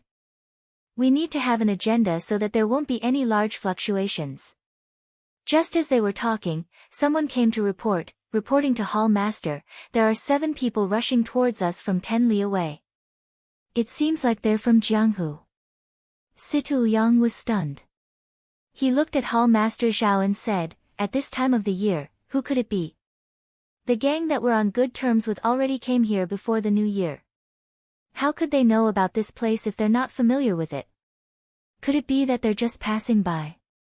Hall Master Zhao said, perhaps. However, could it be that they're here to cause trouble for us? Situl Yang shook his head and said, the numbers aren't right. If they're here to cause trouble, how could a mere 7 people be a match for our entire evil tiger gang? Although most of the gang members aren't in the gang, there are still a few dozen of them. Hall Master Zhao was also confused and said, then why are they here? Situl Yang said, let's just wait and see. We'll keep an eye on them first and see if they're here for us. However, we need to make preparations to welcome them. Someone, notify the brothers in the gang to make preparations to welcome the guests. Also, prepare signal fireworks. If there's a need, notify the brothers that aren't in the gang to come back and help. After half a cup of tea's worth of time, another person came to reporting to Hall Master Situ, those 7 people are about to reach the entrance of the village. There isn't a large group of people behind them. Situl Yang stood up and said to Hall Master Zhao, let's go. This road in our village only allows people to enter and not exit. It seems like they're here for our evil tiger gang. Hall Master Zhao also stood up and said, let's go, we're going to welcome the guests. These 7 people really did come quickly. When Situl Yang and the others arrived at the entrance of the manor, the sound of their horses' hooves could be heard. Looking from afar, the 7 people were all dressed in black and their faces could not be seen clearly. Only when they got closer could everyone see that the 7 people were of the same height, but they were all different. The one at the front was a young man with delicate features. He was as skinny as Situl Yang, but he carried a large sword on his back. They only saw them arrive at the entrance of the manor and dismount together. Their movements were very nimble and uniform. It was obvious that they had been trained for a long time. When they dismounted, 6 people stood there holding the reins without saying anything. The young man at the front threw the reins in his hands to the person beside him and walked forward himself. He bowed to Situl Yang on the stairs and said, "May I ask if you are the evil tiger gang's Situl Yang, Hall Master Situ?" Situl Yang also quickly bowed and said, "That is me." "May I ask who you are?" The young man said with a smile, "This one is Chu Xiang Feng of the 10,000 Swords Peak. I have come under the orders of my family's sword master to deliver news about your gang master, Situ Ping." When Situl Yang heard this, he was shocked. This 10,000 Swords Peak was not something the evil tiger gang could afford to offend. When did the gang master have any relationship with the 10,000 Swords Peak? He said with a smile, "May I ask if Xiaoxia Chu has any proof?" Chu Xiang Feng did not get angry. He took out a token from his chest and handed it to Situl Yang. Situl Yang took it and looked at it. It was the gang master Situ Ping's token. He could not help but reveal a smile and said, "It really is the gang master's token. Xiaoxia Chu, please come in for a chat." "Please." However, he did not return the token to Chu Xiang Feng. Chu Xiang Feng did not seem to mind. The group of 7 followed him into the manor. The horses were naturally given to the evil tiger gang to take care of as they entered the inner hall. In the main hall, everyone sat down as the servants brought in tea. Chu Xiang Feng did not pick up the teacup. Instead, he took out a letter from his chest and handed it to Situl Yang, saying, "Gang Master Situ has not returned for many days. The gang must be very worried. This is a letter from Gang Master Situ to your honorable gang. Hall Master Situ, please open it." Situl Yang smiled as he received the letter. He opened it and looked at the contents. His calm face revealed a bit of shock. After reading it, he handed the letter to Hall Master Zhao, who was beside him. Hall Master Zhao was also very surprised. After reading it, he looked at Situl Yang and nodded slightly. Situl Yang turned around and said to Chu Xiang Feng, "Xiaoxia Chu, this token is correct. The words on the letter were also written by our gang master. However, the things in the letter are not things that we can immediately reply to. Can I ask Xiaoxia and the others to rest in our gang for a bit and discuss it with us?" Chu Xiang Feng said, "Of course. However, I ask Hall Master Situ to reply to us as soon as possible." After saying this, he stood up with the other 6 people. Situl Yang quickly had the servants arrange for Chu Xiang Feng and the others to rest. After Chu Xiang Feng and the others left, Situl Yang and Hall Master Zhao immediately had their subordinates release the emergency signal for the evil tiger gang to gather the upper echelons of the gang back to the villa to discuss how to deal with the situation. When the signal was sent out, the 2 hall masters finally let out a sigh of relief. Hall Master Zhao sat in the main hall. Situl Yang excused himself and returned to his room first. Situl Yang quickly walked back to his small room that was not too far away from the main hall. He turned around to take a look before pushing open the door and entering. This small room was very clean. There was a bookshelf near the wall that was filled with books. There was a desk near the window that was filled with brushes, ink, paper, and inkstone. Situl Yang walked in front of the desk and sat on the chair as he looked outside the window. The tree branches outside the window had already turned green and were swaying in the spring breeze. They were full of life. Situl Yang's eyes, however, swept past the signs of spring and looked at the white clouds floating in the sky. After a while, he shook his head and rubbed his temples. He took out Situ Ping's tablet and used the light coming in from outside the window to carefully examine it. Suddenly, he stood up from the chair and placed the tablet on the table.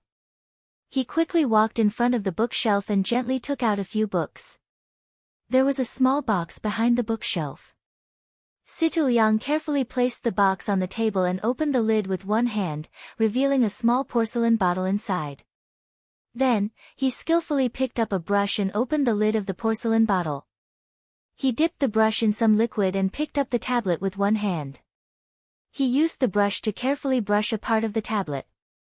Sure enough, on that small part of the tablet, 3 words gradually appeared. It was actually, peaceful endurance. When Situ Liang finished tidying up the things on the table, the words on the tablet had also disappeared. He put the tablet back into his pocket and sat on the chair as he frowned and thought. In the time it took to eat a meal, the sky had already turned dark. Situ Liang was still sitting there without moving at all. At this time, someone lightly knocked on the door.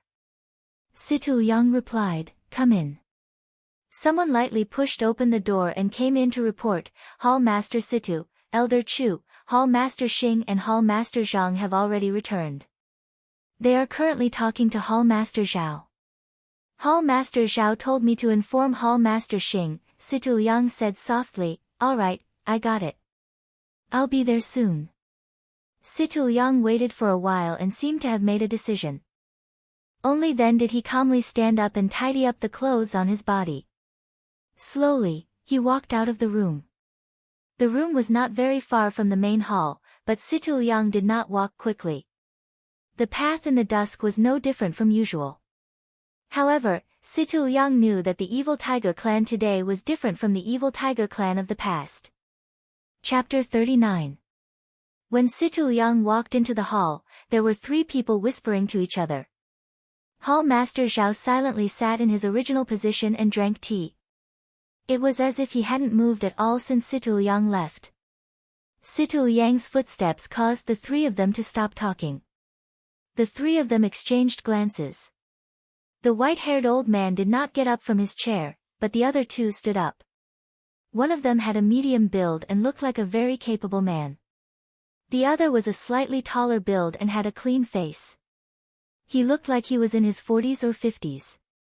They walked to the center of the hall to welcome Situ Liang. The 3 of them greeted each other. Situ Liang asked, "Hall Master Zhang, Hall Master Xing, how was your New Year's at home this year?" The rich middle-aged man said, "It was all right. New Year's with my family is naturally interesting. Compared to Hall Master Situ staying alone in the gang, I feel a bit uneasy." Situ Liang waved his hand and said, "I am alone. Isn't it the same wherever I go? Do you want Brother Zhang, who has a bunch of wives, to stay with me? I heard that Brother Zhang just found a young concubine before the New Year's." The capable man's face was a bit red as he hurriedly said, "Hall Master Situ, you have wronged me. I am only a mortal. I cannot cut off my emotions and desires.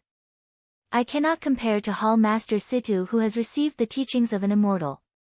You can cut off your mortal fate and leave the world of mortals." Hearing this, Situ Liang said with a strange expression, "Brother Zhang, do you think I am a monk? I am still preparing to find someone to carry on my family line." Hearing this, the 2 of them said, "That's good. We have been waiting for that day." While the 3 of them were chatting, Elder Chu was getting impatient. He lightly coughed. Hearing this, Situ Liang quickly walked over and bowed. Elder Chu frowned and nodded, indicating for Situ Liang to sit. Only then did Situ Liang walk over to the chair across from Elder Chu and sit down. Before he could sit down, Elder Chu impatiently asked, "Little Liang, is there any news about Ping?" This Elder Chu was an elder in the gang. He had basically watched Situ Ping and Situ Ping grow up. Normally, in the hall, he would call them Gang Master and Hall Master. Now that he suddenly called them by their nicknames, it seemed like he was very worried about Situ Ping. Situ Liang's heart warmed up, and he hurriedly said, "Elder Chu, my cousin is fine, she is just temporarily unable to return to the sect." Hall Master Xing also asked, "What is going on here? Gang leader has always been a steady person. Something must have happened this time.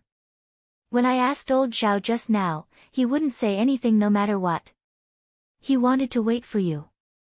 Hurry up and tell us. Don't keep us in suspense." Situ Liang nodded and took out the letter from his bosom. He stood up and handed it to Elder Chu. Elder Chu took out the letter and read it carefully. His brows furrowed deeper and deeper. After that, Hall Master Xing and Hall Master Zhang also carefully read the letter. After everyone finished reading the letter, the hall fell into a dead silence. Elder Chu was the first to speak, asking, "Little Yang, this letter is real, right?" Situ Yang nodded and said, "This is indeed my cousin's handwriting, and the time matches as well. It shouldn't be fake." Hall Master Zhang continued, "But this is strange. Why would Myriad Sword Peak accept the gang leader as a disciple? The gang leader has already passed the best time to practice martial arts. Now that she has joined the Myriad Sword Peak, how can she stand out?" Hall Master Xing also said, "The most suspicious thing is that the gang leader actually allowed the Myriad Sword Peak disciples to temporarily manage the gang's affairs while she is away. What does this mean?" Situ Yang also said, "If gang leader joins the 10,000 Swords Peak, then we will naturally become a branch of the 10,000 Swords Peak. To our evil tiger gang, this can be considered a blessing from the heavens. However, the gang leader can't come back immediately. Could it be that she needs to cultivate high-level martial arts?" Elder Chu frowned and said, "Our little bit of power to the Myriad Sword Peak is like a piece of meat on a fly. Why would they care about it? They even let a few disciples take over. Aren't they placing too much importance on it?" Hall Master Zhao was silent for a while before saying, "There are too many suspicious points in this matter. We should at least let the gang leader come back and give a detailed explanation. Just by finding a few people and a letter, they want us to give our hard-earned territory to others. Isn't this just child's play?" Situ Yang gave a bitter smile and said, "Then what should we do? Can we not endure it?" The word, endure, seemed to be especially clear. The rest of the people did not say anything. That's right, what else could they do? In front of absolute martial arts, any schemes or resistance would be futile. However, seeing that everyone was silent, Elder Chu asked, "Where are the Myriad Sword Peak disciples?" Situ Yang said, "They've all been arranged to rest. They should have finished eating dinner by now." Elder Chu said, "Then let them come over for everyone to meet and discuss the details." Situ Yang nodded and sent people to invite Chu Xiang Feng and the others. Not long later, the 7 people from the Myriad Sword Peak arrived at the main hall. The people from the evil tiger gang came forward to greet them. After greeting each other, they sat down. Elder Chu said warmly, "Xiaoxia Chu, we are in a remote area here and are lacking in things. I wonder if you can get used to it."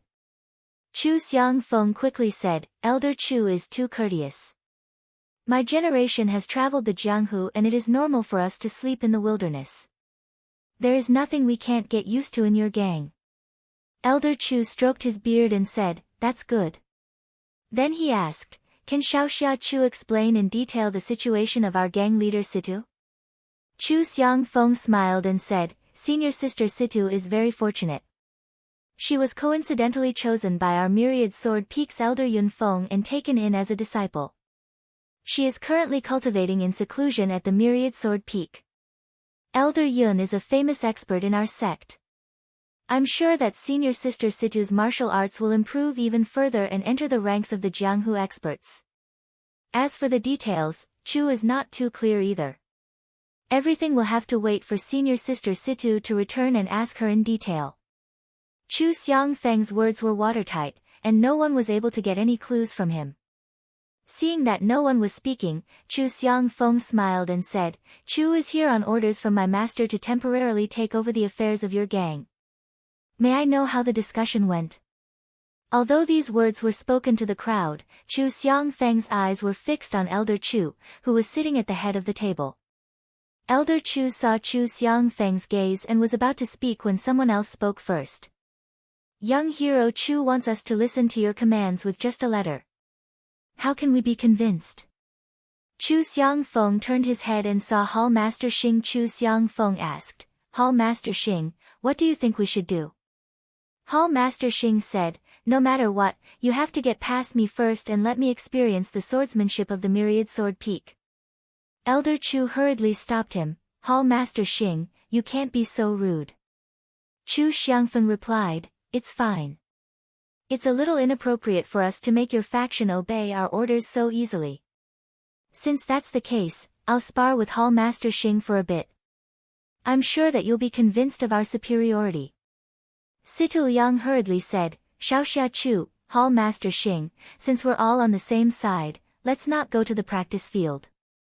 Let's spar in the hall and not harm each other. Is that all right?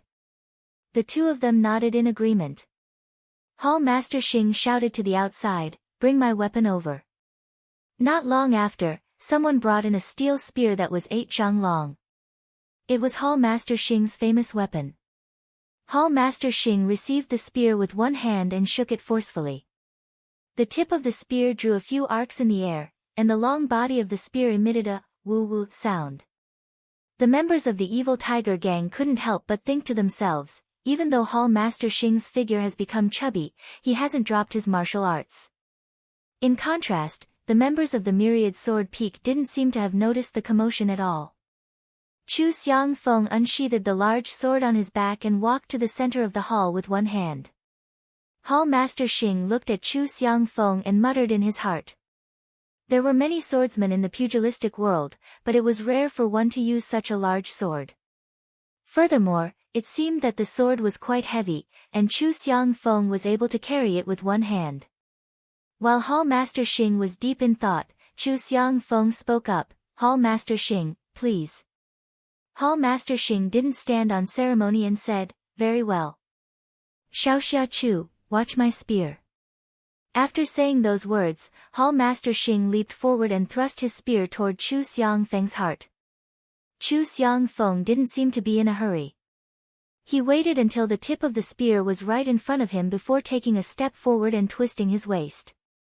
Still holding his sword with one hand, he lifted it up along with the tip of the spear. Hall Master Xing immediately felt a powerful force coming from the tip of the spear, and his body couldn't help but sway to the side. Thus, he stomped his foot and stabilized himself with a movement technique.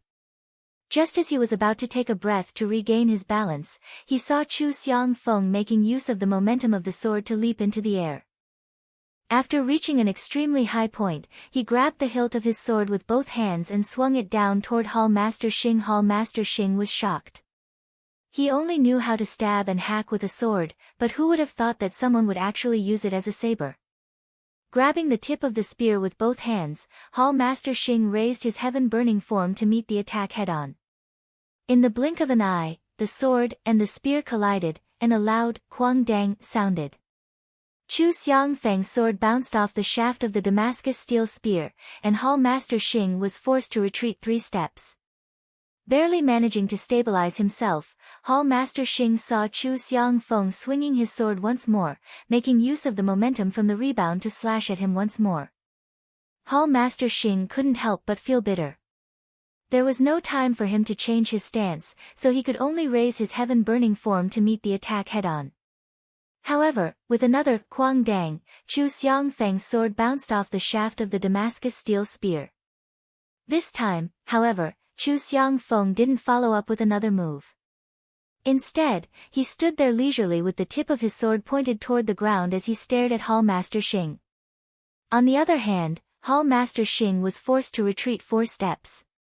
This time, he wasn't able to hold on to the Damascus steel spear anymore. His legs went soft, and he fell to the ground.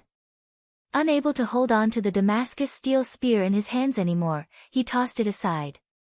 When Hall Master Xing finally stood back up, he realized that the webbing between his thumb and forefinger had been torn. A wave of fear welled up in his heart as he muttered, I wonder how much strength is hidden in that skinny body of his. What a godly strength. It's fortunate that it was a sparring session, or else I would have been killed by the other party's attack. Seeing the ashen expression on Hall Master Xing's face, Chu Xiangfeng clasped his fist and said, I admit it. Hall Master Xing returned the gesture and said, I'm impressed. Chapter 40. The exchange between the two could not be said to have happened in an instant, but it had only taken a few breaths of time for victory and defeat to be decided. This caused the jaws of the evil tiger gang members to drop to the ground. On the other hand, the 6 people from the 10,000 Swords Peak had normal expressions. From their point of view, this was completely normal. Hall Master Xing sat on the chair with an ashen face, as if he had not yet recovered from the shock. Situ Liang and the others did not go up to comfort him. Their minds were also quickly turning. They originally felt that they had no choice but to accept the 10,000 swords peak, sending someone to take over the evil tiger gang, but when they saw that it was a youngster, they naturally wanted to give him a show of strength so that he would not look down on the evil tiger gang. This way, when the authority of the gang leader was distributed, they would have an advantage. So when Hall Master Xing raised his objection, no one stopped him and instead chose to watch from the side. However, the result was too unexpected. In just 3 moves, Hall Master Xing was defeated. Thinking back to Chu Xiangfeng's 3 moves, the timing of the moves was very clever. Each move was something that Hall Master Xing had no choice but to take on. The positions of the moves were not too tricky and were even wide open. However, the most important thing was the strength of the moves and the power contained in the large sword. It was something that Hall Master Xing could not compare to. It was a great coincidence. If it had been anyone else from the evil tiger gang that went up, they would also have had the same result. No wonder the evil tiger gang only sent 7 people. These 7 people were equivalent to half of the evil tiger gang. Seeing the evil tiger gang members' uncertain expressions, Chu Xiangfeng did not give them too much time to think. He held the large sword in his hand and said loudly, "Everyone, if there is anyone else who has objections, please stand up and speak." Situ Liang and the others exchanged glances. Elder Chu stood up and said, "Xiaoxia Chu, please put away your sword. We do not have any objections." Chu Xiangfeng saw Elder Chu speak, so he put his large sword back on his shoulder. However, he did not return to his seat. Instead, he looked at the evil tiger gang members and asked again, "Does anyone have any objections to my 10,000 swords peak temporarily taking over the evil tiger gang?" Situ Liang and the others all said, "Yes, we will follow the gang leader's orders and listen to 10,000 swords peak Xiaoxia Chu." Then, Situ Liang invited Chu Xiangfeng to take a seat, saying, "Clan Master Chu, please take a seat. We will listen to Clan Master Chu's orders." Chu Xiangfeng wasn't polite. He walked to a chair in the front of the hall and sat down. He then said to the evil tiger gang members, "Everyone, please sit." Thus, everyone sat back down. Chu Xiangfeng said, "Everyone, please do not have any misgivings. I am following my sword master's orders to temporarily take over the evil tiger gang. All matters will be handed over to clan leader Situ once she returns. Moreover, before clan leader Situ returns, the matters of the gang will still be handled by Elder Chu, Hall leader Situ, and the others. We will not interfere. We only ask that Hall leader Situ give us an explanation before you do anything." Situ Liang and the others were very puzzled. What was this? Taking over the position of clan leader and not using the clan leader's strength, he did not care about the matters of the gang. Hall Master Xing even looked at his cracked palm in regret. If he knew this would happen, he would not have competed with this person and lost his face for nothing. However, everyone had their own explanations. The evil tiger gang was their entire world in their eyes and could not be violated. However, in the eyes of this person, they were nothing more than chicken ribs. This Chu Xiangfeng probably didn't want to come, but because of his master's orders, he decided to not interfere and let them develop on their own. Thinking of this, everyone revealed expressions of relief. Chu Xiangfeng saw that everyone understood his intentions, so he didn't want to stay in the hall for too long. He said, "Then I'll have to trouble everyone with the matters of the evil tiger gang in the future. We will temporarily stay in the place arranged for us this afternoon. If there is nothing important, do not disturb our cultivation." After saying this, he cupped his hands and bid farewell to the evil tiger gang members. The group of people returned to their living quarters.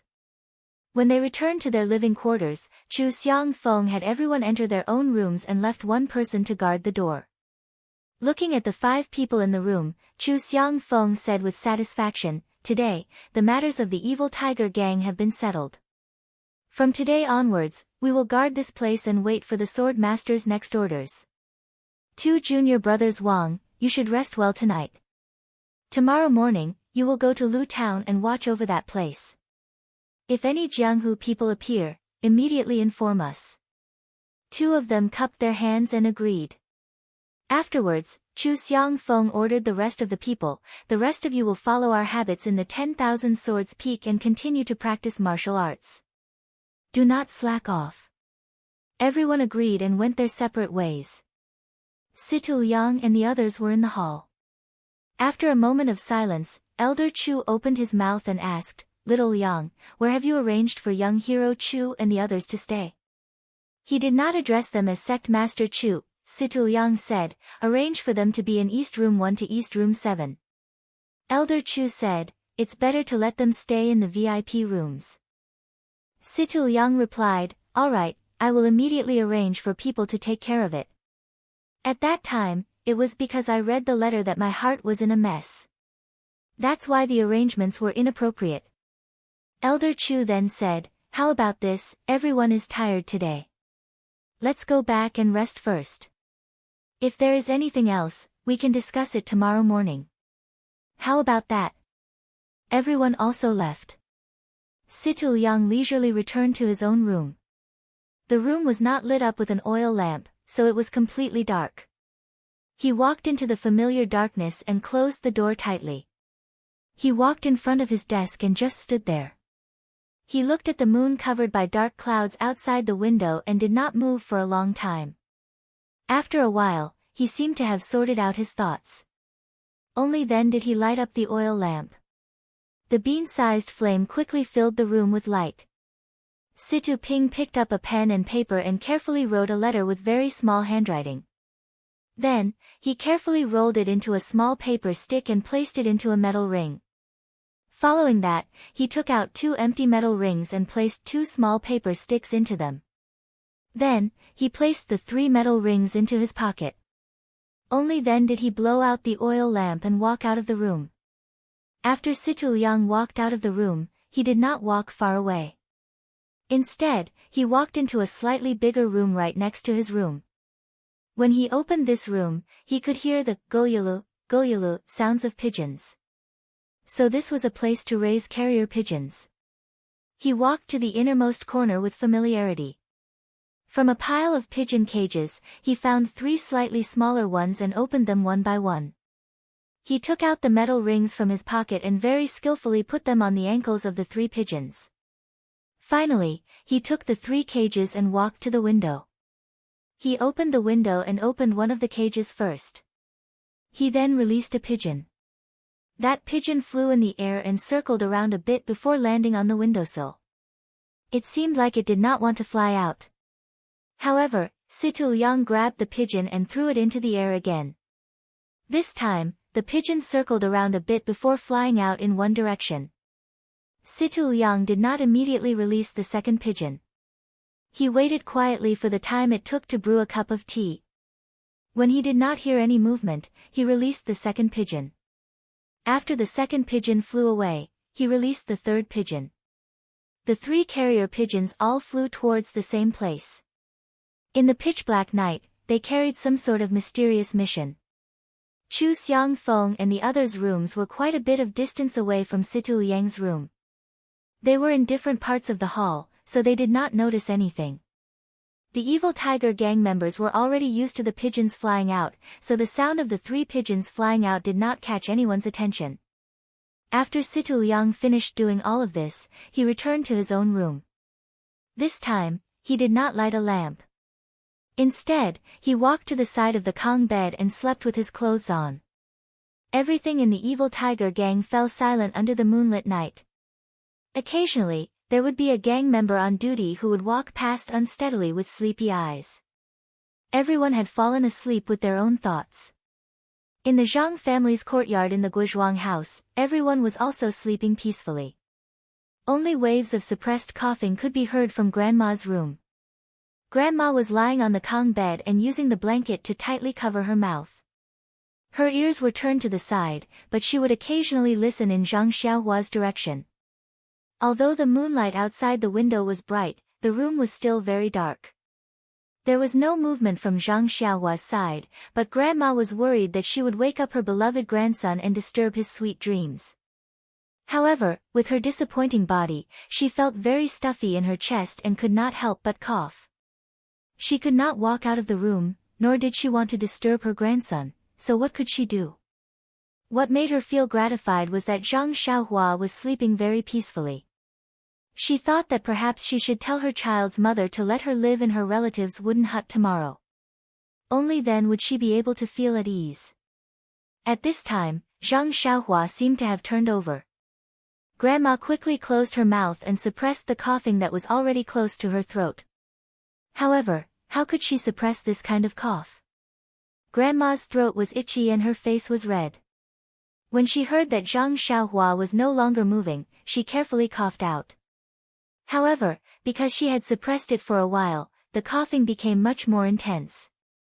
Grandma even felt that some liquid had been coughed out onto the blanket. In the middle of the night, Grandma did not fall asleep. After waiting for the rooster to crow a few times, she felt that it was already dawn. Grandma quickly got up and groped her way out. The small courtyard was still very quiet. Grandma did not hear any other sounds. Presumably, Guo Sufei and Lu Qian had not woken up either. Grandma did not walk to the center of the courtyard. She leaned against the wall outside the room and used a towel to cover her coughing. After the time it took to eat a meal, Grandma heard the door to the central room creak open. Someone came out from inside. Then, she heard Guo Sufei's voice, "Mother, why are you up so early? It's cold outside." Guo Sufei walked over and wanted to help Grandma back to the room. However, Grandma refused to go back and said, "I'm always coughing. I'm afraid that I'll wake Xiaohua up." Guo Sufei's eyes immediately turned red and said, "Then, Mother, come to the central room first." She helped Grandma to the central room. At this time, Lu Qian also got up. She was also very surprised to see Guo Sufei supporting Grandma. She quickly opened the door to the central room and let the two in. Listening to Grandma's continuous coughing, she could not help but think, "I don't know if this spring water really works. Grandma's condition is getting worse." Chapter 41. A new day had begun, and everyone was busy with their own matters. Grandmother was also sitting in the courtyard, enjoying the rare sunshine. Guo Sufei saw that the weather was very good, and the sun was shining brightly. She wanted to take out the quilts and mattresses in the house to dry. First, she hung the quilts in her room and Zhang Xiaolong's room to dry. Then, she went to Grandmother's room to tidy up Grandmother's and Zhang Xiaohua's quilts. But after she walked into the room, the family outside heard her cry out. Grandmother's ears were sharp, and she said, "What's going on?" "Guo Sufei." Then, Guo Sufei's voice came from the room, "It's nothing, Mother. There's a mouse." Zhang Kai, who was fiddling with the farm tools, laughed and said, "You're already so old. Why are you still afraid of that little thing? It's a bit funny." When Zhang Xiaohua heard this, he quickly bounced over and said, "Mother, where's the mouse? I'll help you. I'm the best at catching mice." But he ran into the room and saw his mother sitting by Grandmother's Kong. She was holding Grandmother's quilt and sobbing softly. When Zhang Xiaohua saw this scene, he carefully walked over and asked his mother in a low voice, "What's wrong, Mother?" Guo Sufei sobbed weakly and did not speak. Zhang Xiaohua looked at the quilt in his mother's hand and realized that the top of the quilt was black. Zhang Xiaohua did not understand what was going on and asked his mother, "Mother, why are you holding the quilt? Isn't it just dirty? I'll help you wash it, okay?" Hearing her son's obedient words, Guo Sufei was even more sad. She suppressed her sobs and said with a hoarse voice, "Xiaohua, this quilt isn't dirty. It's your grandmother who coughed up blood." Zhang Xiaohua felt a buzzing sound in his head. He was in a daze. He quickly asked, "Then, is Grandma going to die?" Guo Sufei listened to her son's innocent words and her heart felt like she had eaten Chinese gold thread. She said, "Good son, Mother doesn't know either." Zhang Xiaohua said with a sad face, "I don't want Grandmother to die." Guo Sufei stretched out her arm and pulled her son into her embrace. She stroked her son's hair with her other hand and said, "Mother also doesn't want to, but look at Xiaohua. She's almost catching up with mother. Mother is also old. Grandmother, she will leave us sooner or later. Zhang Xiaohua was about to cry as she said, I don't want to grow taller, mother. I don't want grandmother to leave me. Guo Sufei had already held back her sobs. She hugged her son and sighed softly. At this time, Zhang Xiaohua thought of Lu Qian's words. He asked, Mother, Sister Lu told me that there are immortals who can live forever. If we find them, will Grandma not leave us? Guo Sufei said, Maybe, Xiaohua. That's what the stories say, but no one has ever seen an immortal before. Zhang Xiaohua said, Then I'll go find the immortals and ask them to save Grandma. Guo Sufei said lovingly, Good boy. Then she looked at her son. Looking at his clear eyes and anxious expression, she said, No one knows where the immortals are. Where are you going to find them? And it's too late to find them now. Why don't you accompany Grandma and let her hear your voice more?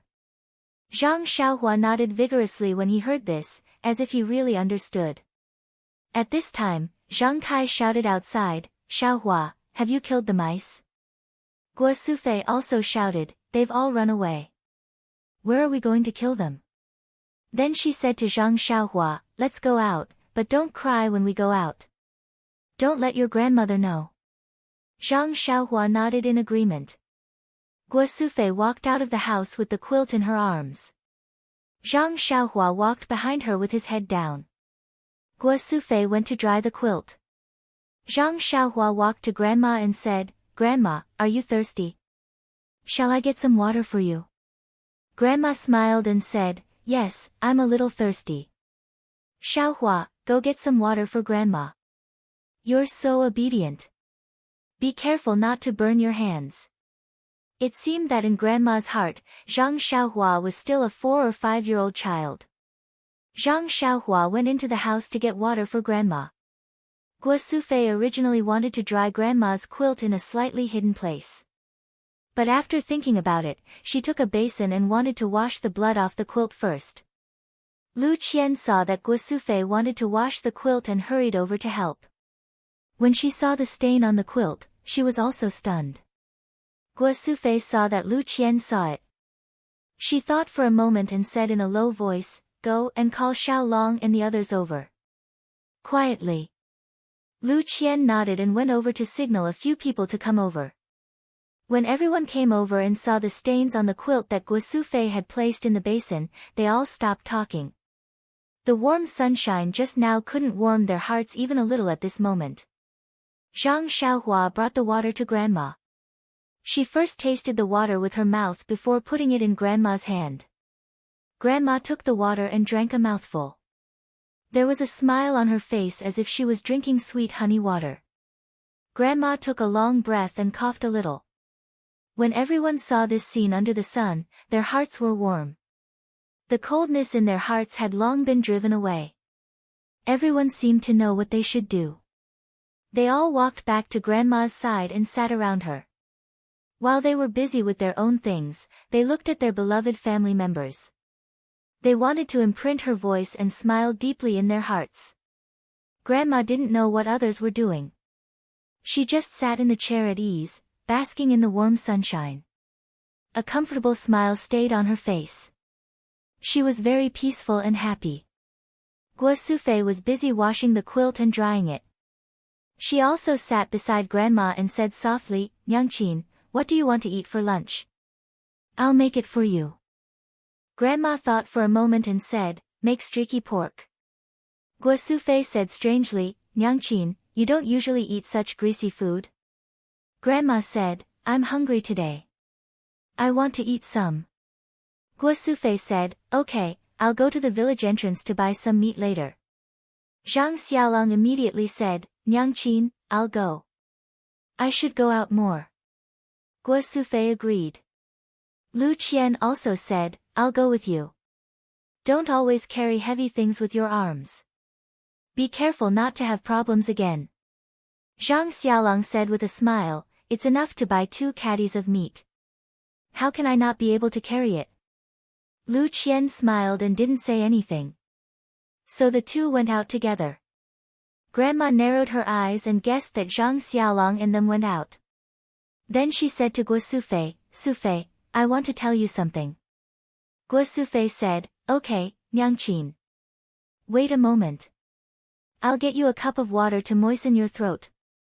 Guo Sufei poured another cup of water for Grandma. Then she moved a stool and sat opposite Grandma. She asked Grandma, Nyangqin, what do you want to say? Grandma said, Sufei, did you vomit on my quilt? Guo Sufei's face was shocked. She immediately said, no, Nyangqin, no. It's just a little dirty. I'll wash it. Grandma sighed and said, Sufei, you don't have to hide it from me. I vomited on my own. How can I not know? It's just that I'm not sure. You can ask Xiao Kai and the others to go over and take a look. I can hear it. I know in my heart. Guo Sufei said, Nyangqin, don't think too much. Your cough will definitely get better. Grandma said with a smile, you silly child. Why are you like Xiaohua? You're already 40 or 50 years old. You're still comforting your Nyangqin. Guo Sufei began to wipe her tears again. She cried and said, Nyangqin, Grandma continued, Sufei, you have to be more open-minded. Birth, old age, illness, and death are unavoidable. That year when your father passed away, I was also sad for a long time before I woke up. At that time, I was only sad for myself and didn't care about you. This time, it's my turn. I have to make you sad again. There's no other way. Your father and I worked hard our whole lives and didn't let you live a good life. With Xiao Kai taking care of you, I'm relieved. Xiao Long, Xiao Hu, and Xiao Hua are all good children. After I leave, don't let them miss me too much. Be busy with farm work. Will pray to the gods to protect you all in the underworld. Zhang Xiaohua's heart ached when he heard this. He hugged Grandma and said, Grandma, don't worry. I'll protect Nyangqin well. Grandma stroked Zhang Xiaohua's hair and said kindly, I know that Xiaohua will grow up to be a man and will protect the family. I'm very relieved. Then, Grandma said, Sufei, I don't have any wishes in this life. I'm satisfied to see you and Xiao Kai live a comfortable life without quarrels. It's just that before I leave, I don't see Xiao Long get married and hold a great-grandchild. It's a bit regretful. I think Lu Qian is a good child. You must find a way to marry her. That's our family's Xiao Long's good fortune. Everyone surrounded their grandmother and listened to her speak. In their sadness, they did not notice that there were two people who were walking to the gate of the small courtyard. When the two of them heard the two words Lu Qian, they stopped in their tracks and listened carefully to what their grandmother was saying in the small courtyard. Guo Sufei continued, Nyangqin, you're right. Lu Qian is a good child. There's nothing to nitpick about her words and actions. Moreover, her appearance and figure are 1 in 100. Being able to marry into our family is because Xiao Long accumulated good karma in his previous life. But Guo Sufei wanted to say something but stopped. She didn't want to disturb her mother's good dream. However, there was a big gap between their family and the Lu family. If she rashly promised her mother now and couldn't fulfill it in the future, wouldn't her mother be unable to rest in peace in the afterlife? Grandma seemed to know what she wanted to say. She patted Guo Sufei's hand and said, Sufei, Lu Qian isn't a child who despises the poor and loves the rich. If she likes our family's Xiao Long, she would have already married him. Mr. Lu is educated and reasonable, I think he would agree. You should find time to sound Lu Qian out. If she doesn't have any feelings for our family's Xiao Long, then forget it. Don't force her. I heard from Xiaohua that Xiao Long's injury will be healed soon. You should also let her go back quickly. Staying in our family is not good for Lu Qian's reputation. Although we saved her, she has also taken care of our family for so long. Guo Sufei said, Okay, Nyangqin. I'll tell Lu Qian tomorrow and let her go home quickly. Grandma heard this and a trace of disappointment appeared on her face. At this time, someone ran in from outside and said, Qian is not going home. Chapter 42. The person who came in was Zhang Xiaolong. The two of them stood at the door and listened to the conversation between grandmother and mother. Lu Qian's face was red with embarrassment. Zhang Xiaolong listened and looked at Lu Qian's expression. When he saw grandmother's disappointed expression, he couldn't help but pull Lu Qian's hand and rushed into the courtyard. He said with a happy heart, Qian won't go home. Lu Qian blushed and wanted to withdraw her hand, but for some reason, she didn't do it. Instead, she obediently followed behind Zhang Xiaolong and ran into the courtyard. As he ran, he thought to himself, thank the gods and Buddhas, this layer of window paper has finally been pierced through. Some time ago, I was still worried that if Guosufei asked me again, how should I deal with it? Now, it's all gone because of Zhang Xiaolong's impulsiveness. This Zhang Xiaolong is really my lucky star. It's fate. Everyone looked at the two people who rushed into the courtyard inexplicably. When they stood in front of grandmother, they saw Zhang Xiaolong holding Lu Qian's hand. Their faces immediately showed an understanding expression. So it was like this. Zhang Xiaolong saw everyone's ambiguous gaze and then noticed Lu Qian's soft and smooth hand in his hand. For a moment, he didn't know whether to let go or continue holding it. Guosufei saw her son's embarrassment and quickly asked, Xiaolong, just now you said that Qian won't go home. Is it Qian's idea? Zhang Xiaolong pulled a long face and didn't know how to answer. At this time, the little hand in his hand gently scratched his finger. He understood and said happily, yes, mother, it was Qian who told me. Everyone was overjoyed. Grandmother was so happy that she couldn't close her mouth. Guosufei walked in front of Lu Qian and asked in disbelief, Qian, this is a lifelong event. You have to think carefully. Don't regret it in the future. Others didn't think too much about it. They knew that Guosufei wanted to confirm Lu Qian's thoughts. Lu Qian was happy in her heart. This family was really simple. This should be the advice of her family, but they said it first. Lu Qian also knew that this time, she couldn't hesitate like last time. She finally nodded slightly, then broke free from Zhang Xiaolong's hand and ran out. Guosufei saw and quickly pushed her son and said, why aren't you chasing? As if awakening from a dream, Zhang Xiaolong said, okay. But after taking a few steps, he came back and said, Father, give me some money. We went out to buy meat and didn't bring any money. Zhang Kai hurriedly took out some silver from his bosom and gave it to Xiaolong. Xiaolong took it and quickly ran out to catch up with Lu Qian, who was obviously waiting for him outside the courtyard. When Grandma heard that Zhang Xiaolong had run far away, she smiled and said, this child is really fated with Qian. Even without money, he can still turn it into an opportunity. When I heard what you said just now, I thought that there was no chance between him and Qian. Guosufei also said emotionally, yeah, last time I asked Qian for her opinion, but she seemed to be unwilling. I didn't know how to ask again. Now it's all settled. Zhang Kai also said happily, Xiaohua, go to the entrance of the village and get me some wine.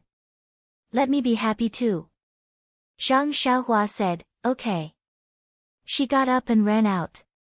When she ran far away, Guosufei asked, did you give Xiaohua any money? Zhang Kai said gloomily, no, I'll wait for him to come back. In the next few days, the Zhang family was a scene of joy and harmony. Lu Qian would slightly blush when she saw Zhang Xiaolong and deliberately avoid him. Zhang Xiaolong would also be inexplicably at a loss and made a lot of jokes. The family looked at the awkwardness between the two and shared the sweetness of their love. Grandma's expression was also very good, but she was getting thinner day by day. After not seeing her for a few days, she could feel that she had lost a lot of weight. Guosufei was happy for her son and sad for her mother. Others couldn't understand Grandma's situation, but Zhang Xiaohua could feel that Grandma's situation was not good. One day, he couldn't help it and secretly pulled Guosufei and said, Mother, I want to talk to you about something.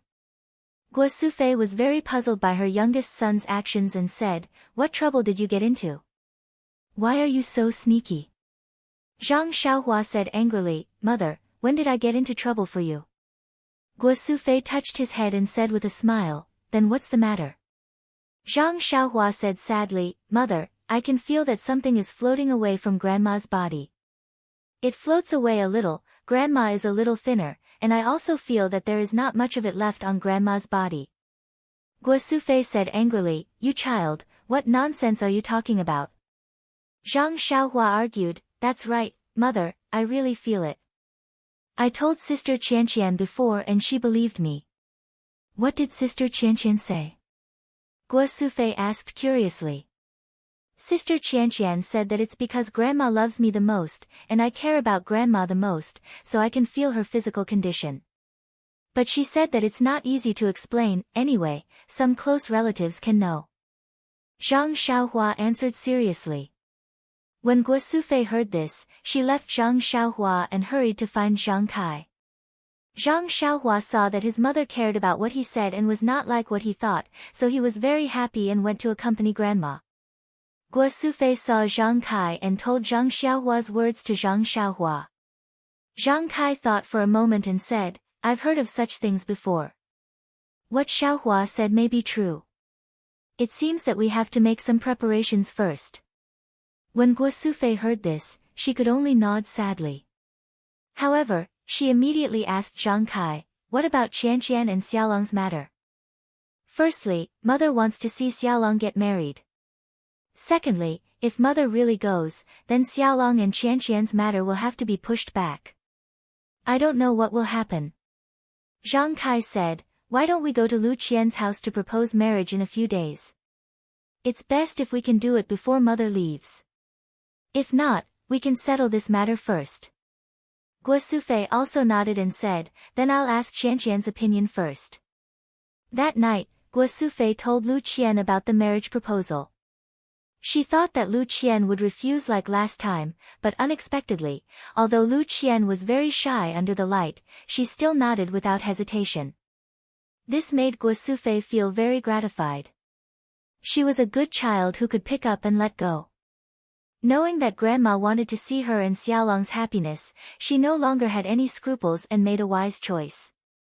This also made Guo Sufei firmly believe that the daughter-in-law that her whole family fancied was really the best daughter-in-law in the world. The next day, Zhang Kai prepared a gift and took Zhang Xiaohua to Lu Qian's house in Bali Gully to discuss the engagement. Zhang Xiaohua was also very happy. She missed Butcher Lu's streaky pork very much. Bali Gully was some distance away from Guozhuang House. Zhang Kai and Zhang Xiaohua hurried. When they arrived at the village entrance, it was already late in the morning. Zhang Kai's body was really a bit tired after his illness. He sat on a big stone at the village entrance to rest. Zhang Xiaohua was as if nothing had happened. Even her breathing did not change. This made Zhang Kai envious of the young person's body. In fact, the last time Zhang Xiaohua came, she was also panting. Compared to Zhang Kai, she was much better. However, she definitely did not feel that she was not tired at all. After Zhang Kai rested, the two of them got up again. Under Zhang Xiaohua's lead, the two of them came to Mr. Lu's house. Mr. Lu's house was still the same. The door was also open. However, Zhang Xiaohua shouted for a long time, but no one answered. Zhang Xiaohua thought that there was no one in the house. So, she went in with Zhang Kai with the gift. Walking into the courtyard, Zhang Kai saw the picturesque flowers and plants in the courtyard. Although spring had not arrived and there were no flowers blooming, he could still see the exquisiteness of the courtyard and the owner's elegant taste.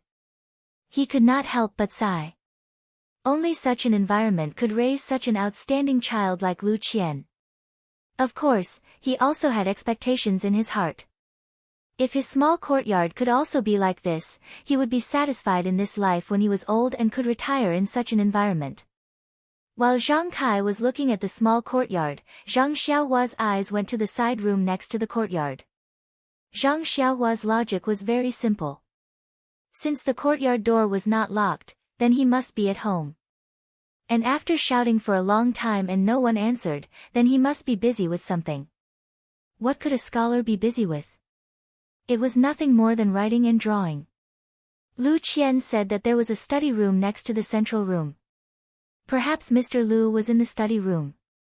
Sure enough, in the side room on the right, she saw a familiar back. It was Mr. Lu. His back was facing the door and he was writing something on the table. Zhang Xiaohua pulled her father who was walking towards the central room and pointed at Mr. Lu's back. Only then did Zhang Kai stop. Turning around, he followed Zhang Xiaohua to the door of the study room. Zhang Xiaohua was about to walk in, but she was stopped by her father. Zhang Kai gestured for her to be quiet and then stopped. Zhang Xiaohua knew what her father meant. He was afraid of disturbing Mr. Lu, so she quietly stood beside her father. The father and son stood at the door of the study room and waited for a while. Mr. Lu was still doing his own thing and had no intention of stopping. Zhang Xiaohua felt a bit bored and was about to say something to her father when she suddenly heard footsteps coming from the courtyard door. The two turned around to see that it was Lu Qian's brother, Lu Kai, who had returned. Lu Kai entered the house and saw two people standing in the courtyard. After careful identification, he discovered that it was Zhang Kai and his son. A smile appeared on his face as he hurried forward to greet them. Looking at his father who was busy in the study room, he said to Zhang Kai and Lu Qian with embarrassment, "My father is like this. When he is busy with his own things, he throws all of the surrounding matters to the back of his mind. When he is done, he will naturally come out. Uncle, please come to the central room." He then took the gift and politely led Zhang Kai and Lu Qian to the central room and poured tea for them. Zhang Kai and Zhang Xiaohua had walked for almost the entire morning and were really thirsty. Taking the tea, they gulped it down. As they drank, they thought, the taste of this tea really isn't as good as ours. Lu Kai saw that the two had finished drinking tea and rested for a bit before asking, "Uncle, why did you suddenly come to our house today? Didn't Qian come back with you? Is she all right?" Zhang Kai hurriedly said, "Qian didn't come back with us today. She is fine at our house. I'm here today to discuss something with Mr. Lu." Chapter 43. Lu Kai casually asked, "What's the matter?" Zhang Kai smiled and said, "I'll tell Mr. Lu later." Lu Kai also smiled and nodded. He then asked Zhang Kai about Lu Qian and Zhang Kai answered one by one. Zhang Xiaohua also called him Brother Lu and said a lot of good things about Lu Qian. Lu Kai listened with a smile. Lu Kai sat with Zhang Kai for a while. Seeing that it was getting late, he said to Zhang Kai, "Uncle and Xiaohua, please sit here for a while. I don't know when my father will be done. I have to go to Uncle's place to say hello. It's better to go to his place for lunch." Zhang Kai waved his hand and said, "Nephew, you don't have to be so polite. Just eat whatever you want." Lu Kai stood up and said, "That won't do. It's not easy for Uncle to come here. We have to be the hosts. I remember that Xiaohua likes to eat red braised pork. I'll let you eat to your heart's content this afternoon." Zhang Xiaohua stuck out her tongue and said, "Then, thank you Brother Lu." Lu Kai smiled and said, "You sweet-tongued brat." After saying that, he quickly walked out. Only Zhang Kai and Zhang Xiaohua were left waiting in the room. The two drank tea as they waited. After waiting for a while, Mr. Lu still didn't come out. At this time, a loud voice came from outside the door, "Brother Zhang, you're finally here." Zhang Kai and Zhang Xiaohua both smiled. It must be Butcher Lu. Zhang Kai and Zhang Xiaohua quickly stood up. Just as they walked to the door, they bumped into Butcher Lu who was walking briskly towards them. Butcher Lu affectionately held Zhang Kai's hand and said, "Brother Zhang, I haven't seen you for a few days. I really missed you. Is your leg okay?" It looks like it's healed." Zhang Kai also smiled and said, "That's right. Thanks to younger brother, my injury has already healed. As a matter of fact, my leg didn't hurt too much when I walked from the Guozhuang house to here this morning." Butcher Lu said, "Heaven helps the worthy. Brother Zhang is an honest man, he will definitely be rewarded." "Oh right, how are your two sons' injuries?"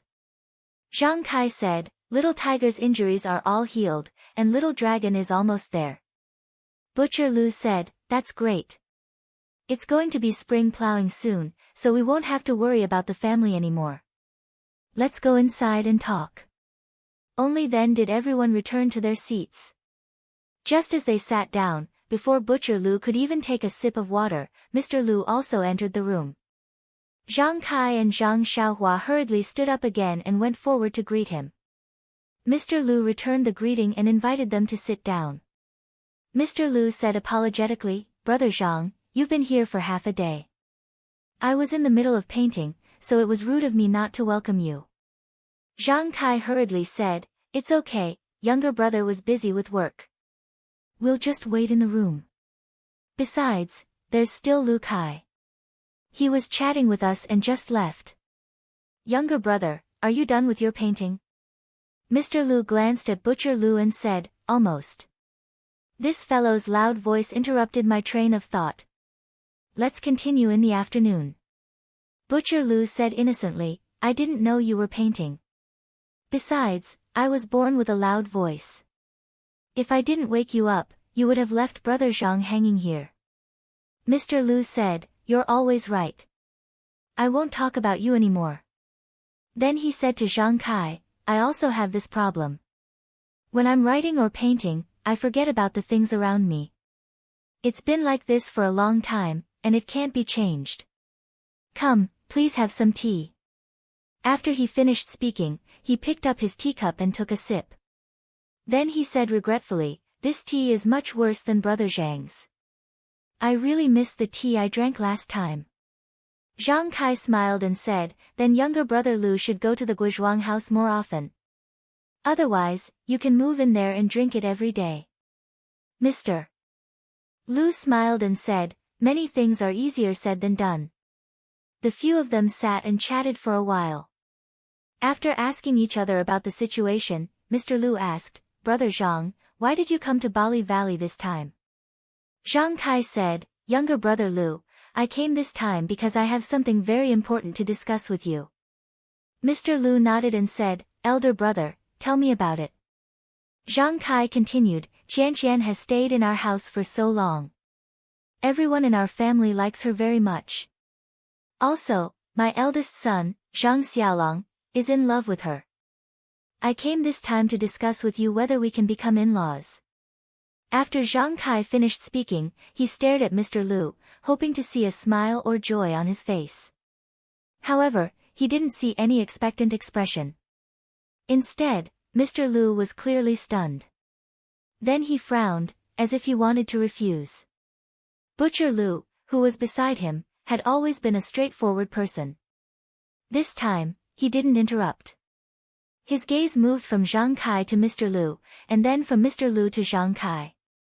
It was a bit thought-provoking. After a while, Mr. Lu opened his mouth and said, "Brother Zhang, you're a straightforward person. I'll get straight to the point with you. Let's say whatever we have to say and not hide anything. What do you think?"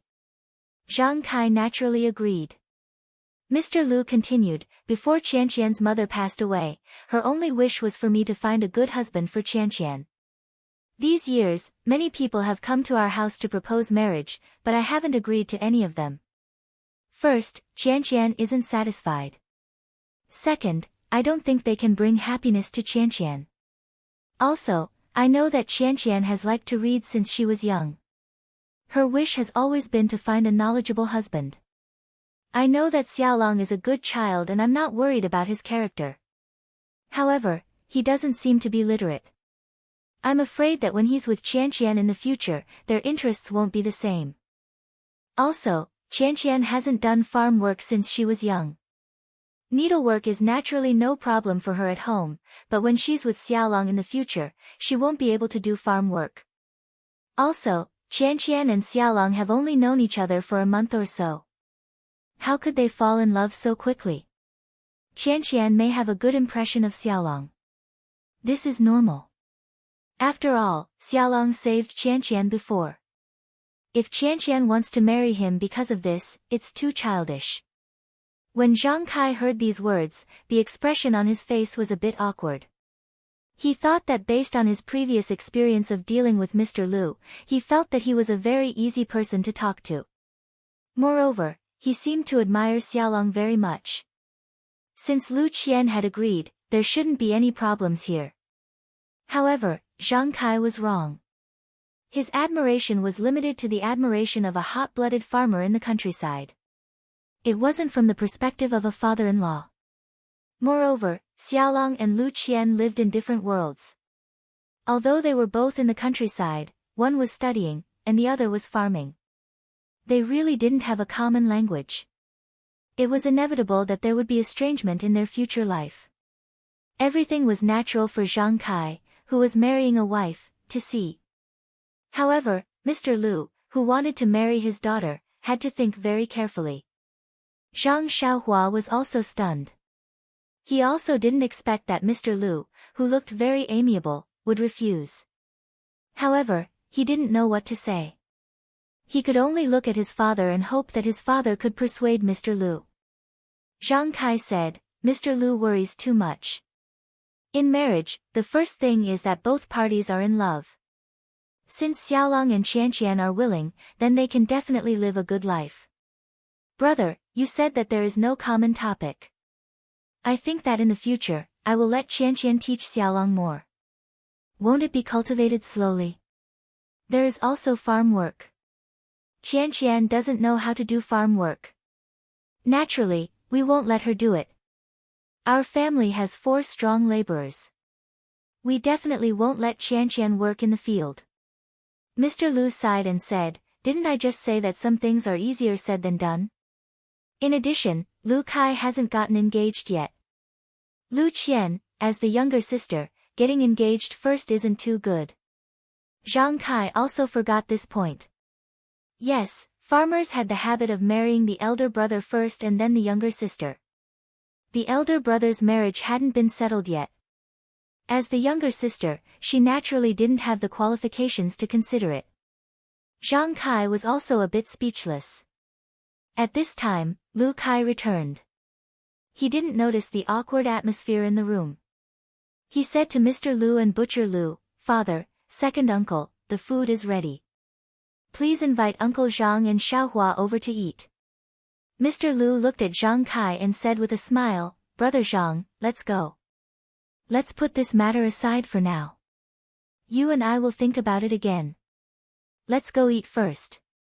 Butcher Lu also pulled Zhang Xiaohua's hand and said, "Let's go. Let's not talk about this anymore. Eating is most important. Does Xiaohua want to eat red braised pork?" Butcher Lu's wine and food were naturally more sumptuous than Zhang Kai's, but Zhang Kai didn't have a good appetite. In the face of Mr. Lu and Butcher Lu's attentive hospitality, he didn't eat too much.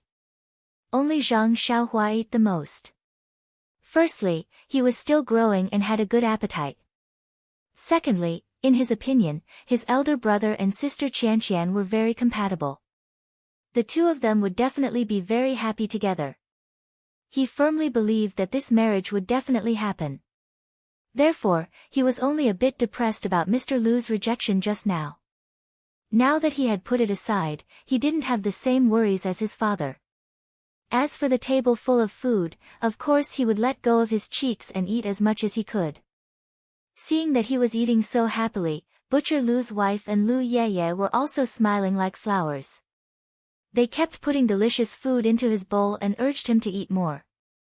Although Zhang Kai didn't have an appetite, seeing his son eating so happily, he was also slightly happy. Mr. Lu beside him would chat with him from time to time. Butcher Lu also frequently raised his cup to him. Lu Kai had already asked his father in private earlier and knew the reason for Zhang Kai's unhappiness. Therefore, he didn't say much at the table and only ate by himself. The meal was quickly finished. Everyone rested at Butcher Lu's house for a while. Zhang Kai and Zhang Xiaohua bid farewell to everyone. Mr. Lu wanted to ask them to stay for a while longer, but seeing that it was already late and that they still had a long way to go, he didn't force them to stay. The group of people sent Zhang Kai and Lu Yeye to the village entrance before turning around to leave. At this time, Butcher Lu's family members also knew the purpose of the Zhang family's visit. Lu Yeye said to Mr. Lu, Uncle Zhang is right. My elder sister really likes Zhang Xiaolong. She even mentioned it the last time I went over. Mr. Lu sighed and said, a grown girl can't be kept at home. But this matter of living life isn't something that can be solved with just feelings. Chapter 44. On the way back from Bali Go, Zhang Kai kept thinking about what Mr. Lu said. I agreed to let Qianqian take care of Xiaolong because I wanted her to repay my kindness. The hero saves the beauty and the beauty repays the hero with her body. That is a legendary story. I never thought about it. Now that Xiaolong's injury has recovered, I want to bring Qianqian back in a few days. It's not good for her to always stay at Brother Zhang's place. What could Zhang Kai say? There was a gap between his family and the Lu family. Xiaolong was a farmer. Compared to Lu Qian, a well-educated girl, he was indeed unworthy. These days of getting along, in the eyes of the Zhang family, Lu Qian was a golden phoenix. The Zhang family didn't have a parasol tree, so how could the phoenix fall? Although Lu Qian really liked Zhang Xiaolong and was willing to live with the Zhang family, who knew what it would be like when they really lived together in the future. Rather than being upset in the future, it was better not to be together now. It was a pity for Lu Qian, this good daughter-in-law, and Xiaolong's infatuation. Zhang Kai sighed as he walked. He sighed all the way to the Guizhuang house. His brows didn't loosen. At home, Zhang Xiaolong and the others were naturally waiting, hoping that Zhang Kai could bring back good news. But when they saw Zhang Kai enter the door with a gloomy face, they knew that things didn't go well. Zhang Kai entered the house and sat on the chair. Zhang Xiaolong quickly poured water for him. Zhang Kai drank the water and rested for a while. Then, he told them about what happened at Mr. Lu's house. Everyone was nervous and didn't speak. Guo Sufei asked Zhang Kai, do you want to tell mother about this? Zhang Kai thought for a while and said, don't tell her first. Mother knows that we went to Bali Go. If there is good news, she will be the first to tell. Since we don't tell her, she must know that it's not good news. Oh right, where's Lu Qian? Guo Sufei pointed to the inner room and said, when she saw you come back, this child was shy and hid first.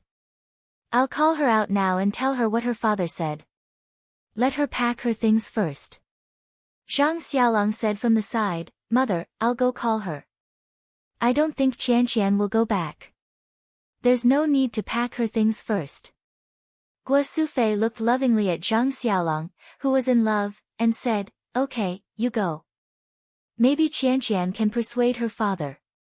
Not long after, Lu Qian followed Zhang Xiaolong out of the room. Her face was a little pale. She looked at everyone and didn't say anything. She quietly sat down on a chair in the corner. Everyone also sat down and looked at Lu Qian quietly.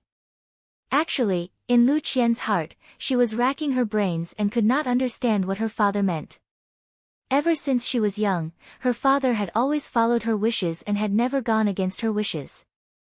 She had the final say in the matter of transferring her husband. In the past, there were countless people who came to propose marriage, but her father had never expressed his opinion. However, based on her own likes and dislikes, this was indeed strange. She had decided, but her father wanted to oppose it. Could it be that he was afraid that Uncle Zhang would cheat him? However, it shouldn't be. Could it be that he really wanted her brother to get married first and then consider her? Thinking of this, Lu Qian was also troubled. Lu Kai's vision was surprisingly high. He didn't even like the girls in the nearby villages. If she waited for him to get married first, wouldn't she become an old lady? Lu Qian raised her head and looked at everyone's eager eyes. She forced a smile and said, I don't quite understand what my father means. In a few days, when my father comes to pick me up, I will ask him properly. Then she looked at Zhang Xiaolong and nodded at him. Only then did Zhang Xiaolong reveal a trace of a smile from his face. This night was destined to be a depressing night. Everyone didn't eat well for dinner. They hurriedly ate a little and then cleaned up. When Guo Sufei was delivering food to her grandmother asked if Zhang Kai had brought back good news. Just as Guo Sufei was about to stutter, her grandmother said, "It's okay, Sufei. I know our family situation very well. These children are very outstanding, but our family situation is like this. It's normal for others to dislike us. Let the children leave it to fate. If it's not a family, they will enter the same house. Our daughter-in-law will marry over sooner or later." When Guo Sufei heard this, she was both happy and worried. She was happy because her mother could see more clearly than herself. She was worried because her mother's last wish could not be fulfilled. She was a bit unfilial. She was worried because her mother's last wish could not be fulfilled. After dinner, everyone was not in the mood to work. They chatted for a while and then went to sleep. Only Zhang Kai and Guo Sufei discussed in low voices in the central room for a long time before returning to their own room. There was no oil lamp in the inner room. Guo Sufei groped around in the dark and got on the Kong. She laid there and was still thinking about the things that she discussed with Zhang Kai. At this time, she heard Lu Qian tossing and turning and couldn't sleep well. She asked her, "Are you thinking about your father's words?" "Yes, Auntie." Lu Qian answered vaguely. Guo Sufei said, Qian, in fact, your father is also good to you. After all, you are still young and haven't experienced many things. Your life experience is also lacking. Your father has his own ideas and hopes that you can live a happy life. We all understand. After all, a family like ours can't give you much. When your father was young, it was because of the family's financial situation that he didn't let your mother take good care of her body. This caused his lifelong regret, so he values this very much. Most importantly, I think he wants to find a scholar for you. He and your brother are both scholars. Naturally, they hope that your husband is also a scholar. You two can recite poems and write couplets. This kind of life is what you should have. As for Xiaolong, he is my own son. Of course, I think that he is very good. However, our family's financial situation was indeed not good back then, so we didn't let him study. This was also forced by life. Who doesn't want their children to be successful? I know, Auntie. I now vaguely understand father's intentions, but in my heart, I still feel that reciting poems and being romantic is bliss. You fetch water and I water the garden, you plow the field and I weave cloth is also a kind of bliss. The two people in the family have the same heart and love each other. Although they are somewhat poor, they can change it through their own hands. I grew up in the countryside, so I don't have to worry about my mother's health. My body is very good. Although I haven't done farm work since I was young, I believe that if I do, I won't be worse than others. Lu Qian said very unconvinced. Guo Sufei smiled and said, Qian, you are really a child who doesn't admit defeat. In fact, marriage is often not just a matter between two people. You have to integrate into a new family and adapt to their life. You also have to let them accept you. It is not just your husband who can accept you. Moreover, there are many small things like oil, salt, soy sauce, vinegar and other small things in the family. Any small thing will make your life unhappy. Lu Qian said, Auntie, I know all about these things. When I was at home, father and brother didn't know how to do housework. I did everything. I believe that I am fully prepared for all of these. And during the time I lived here, I feel that the atmosphere at home is very good. It is very harmonious. I can feel a feeling here that I can't enjoy in my home. I feel that I can integrate into this family very well. Her voice became softer and softer, as if she was embarrassed. Also, the most important thing is that I think Xiaolong is very good. He is very good in all aspects. I don't want to lose the opportunity to make my life happy because of family circumstances. In fact, I have hesitated before. I feel that Xiaolong is illiterate and there is nothing to say to me. I also thought that I can teach Xiaolong to read and write. He also agreed. I think that we will live a good life and you won't have to worry. Lu Qian's voice was so low that it could not be heard. Fortunately, it was dark and Lu Qian's face was already red. She was able to say all these words. Guo Sufei was very gratified when she heard this. She also comforted Lu Qian, Qian, today you have said all these. Auntie is very happy. You also saw that our family likes you very much. Not only Xiaolong, your uncle, and I also sometimes see you as our daughter-in-law. Xiaohua and Xiaohu also want to call you sister-in-law. We will do our best to marry you. Do you still remember the last time in Lu Town? Didn't that bully compensate us with money? Lu Qian said, oh, yes. If you didn't mention this, I would have almost forgotten. That is not a small sum of money. Guo Sufei said, just now, I discussed with your uncle. If your father is really poor because our family is poor and doesn't have enough money to let you live a good life, we plan to exchange the banknotes. I believe that this amount will definitely satisfy your father. Lu Qian immediately stopped her. She said, Auntie, this money must not be used now.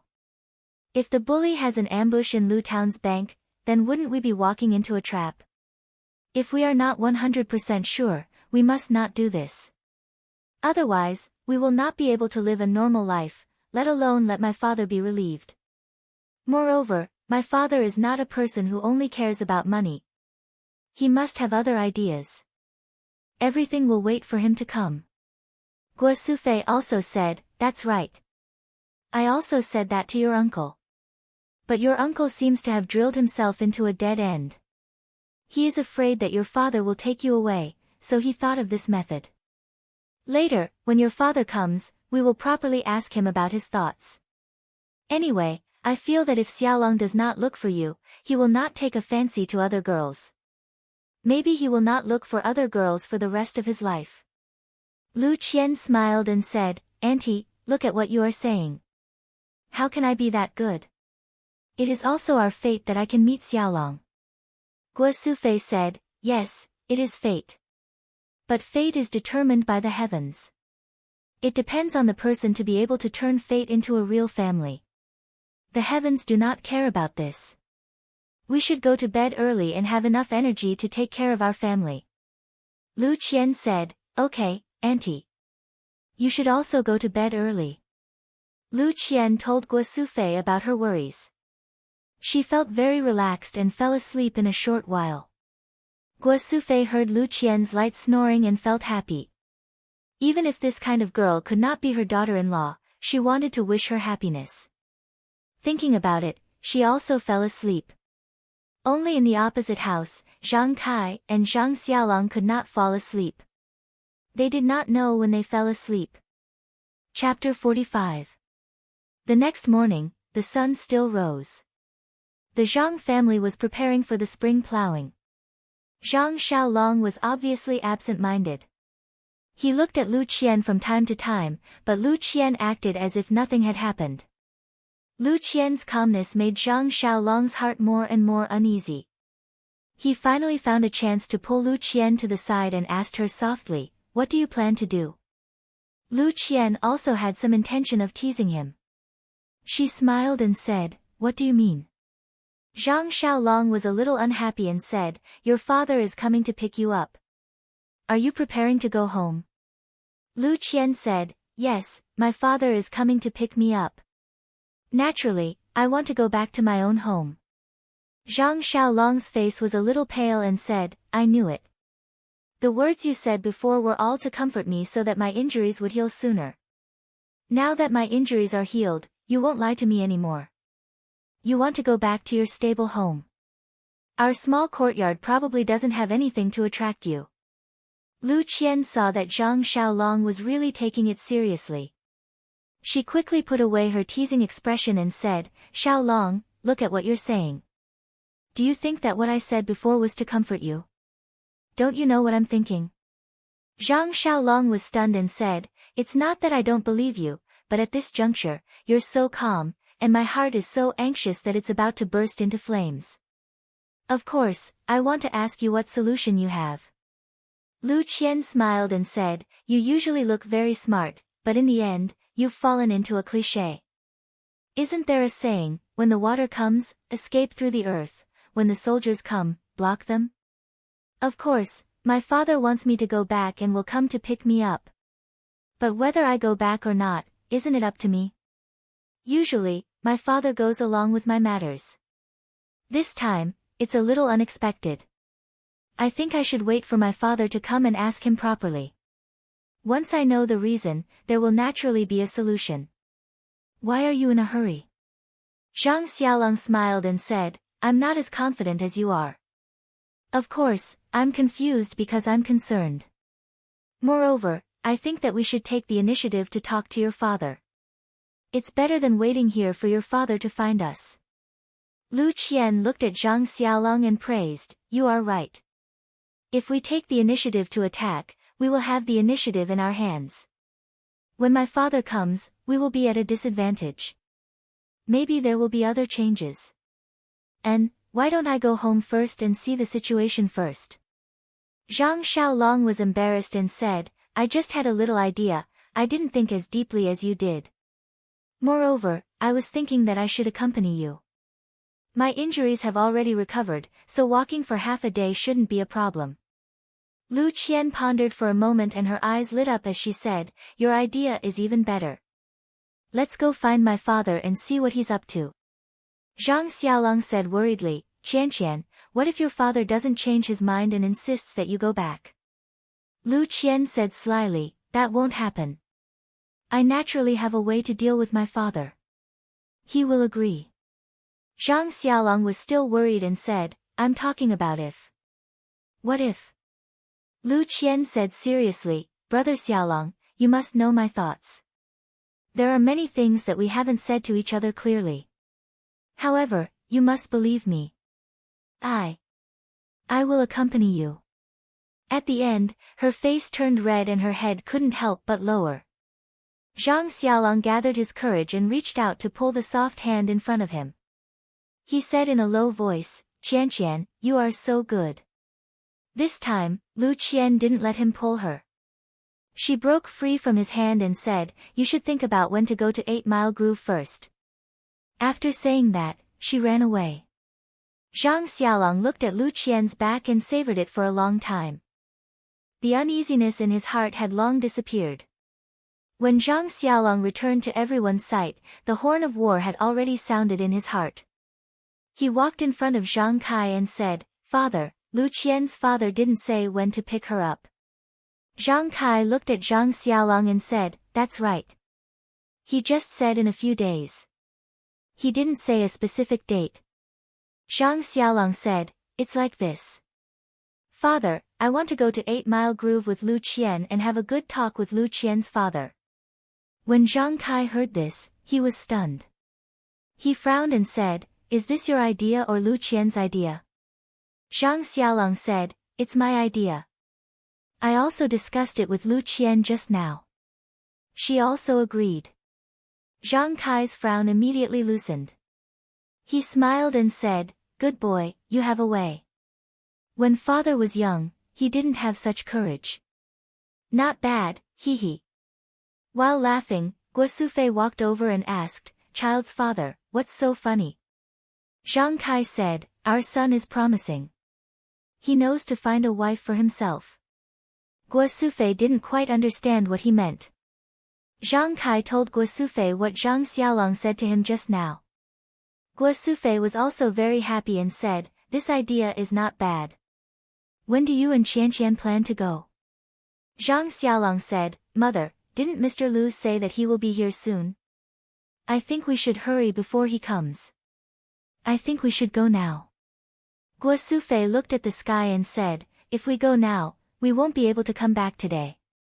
Why don't we wait until after lunch? I'll go cook with Qian. Sigh, if I don't have Qian's help in the future, I won't be able to cook. Xiaolong, you have to leave Qianqian behind. Zhang Xiaolong smiled and said, okay, mother. I will definitely. Lunch was naturally finished in a hurry. Zhang Xiaolong and Lu Qian packed up and prepared to go. At this time, Zhang Xiaohu said, Big brother, it doesn't seem safe for the two of you to go out. Why don't I go with you? Moreover, Zhang Kai also said, Xiaolong, you should also bring something. It's not good to go empty-handed. Zhang Xiaolong said, I know, father. When we reach the village entrance, I'll go buy some. When Lu Qian heard that Zhang Xiaohu wanted to go, her eyes lit up. She said to Zhang Xiaolong, let Xiaohu go with us. It's safer for the three of us to go. Moreover, you don't have to buy anything. It's good enough to bring some of the well water at home to my father. Zhang Xiaolong slapped his forehead and said, look at me. Your father loves this water the most. I forgot. Zhang Xiaohua jumped up from the chair and said, I'll go pick some fresh ones. You guys prepare something to hold the water. When Xiaohua returned with the well water, Zhang Xiaolong borrowed a sealed bottle from a neighbor and filled it to the brim with well water. This bottle of water was naturally taken by Zhang Xiaohu.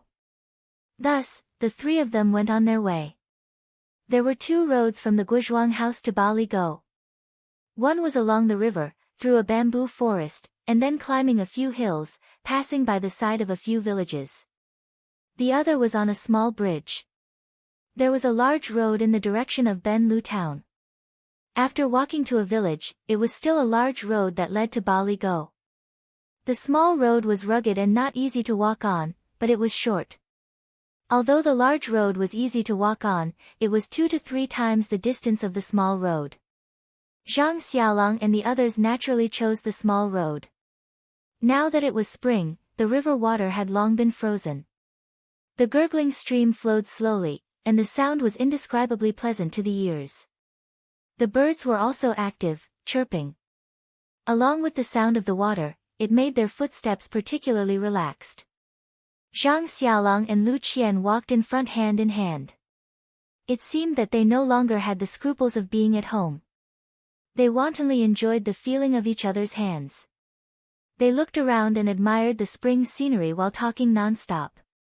Zhang Xiaohu, who was some distance away from them, fell behind. He held the bottle of water in his hand and smiled as he looked at his elder brother and future sister-in-law. In his heart, other than envy, there was also a trace of expectation. He was looking forward to a beautiful encounter in Bali Go. Zhang Xiaolong's heart was smeared with honey. He hoped that this long journey would never end, so that he could enjoy the happiness of this afternoon forever. He had never felt that walking was such a happy thing, nor had he felt that the mountain scenery that he had been tired of looking at on weekdays was so beautiful. He had never thought that Lu Qian's words were better than the sound of the river and the birds. He had never thought that Bali Go was so close to him from the Guizhuang house. It seemed that they had arrived at the place as soon as they started walking. When Lu Qian pulled back her hand, he was still dizzy and asked why. It was not until Lu Qian shyly said that Bali Go, where she grew up, was in front that he realized that the journey of walking in the clouds had come to an end.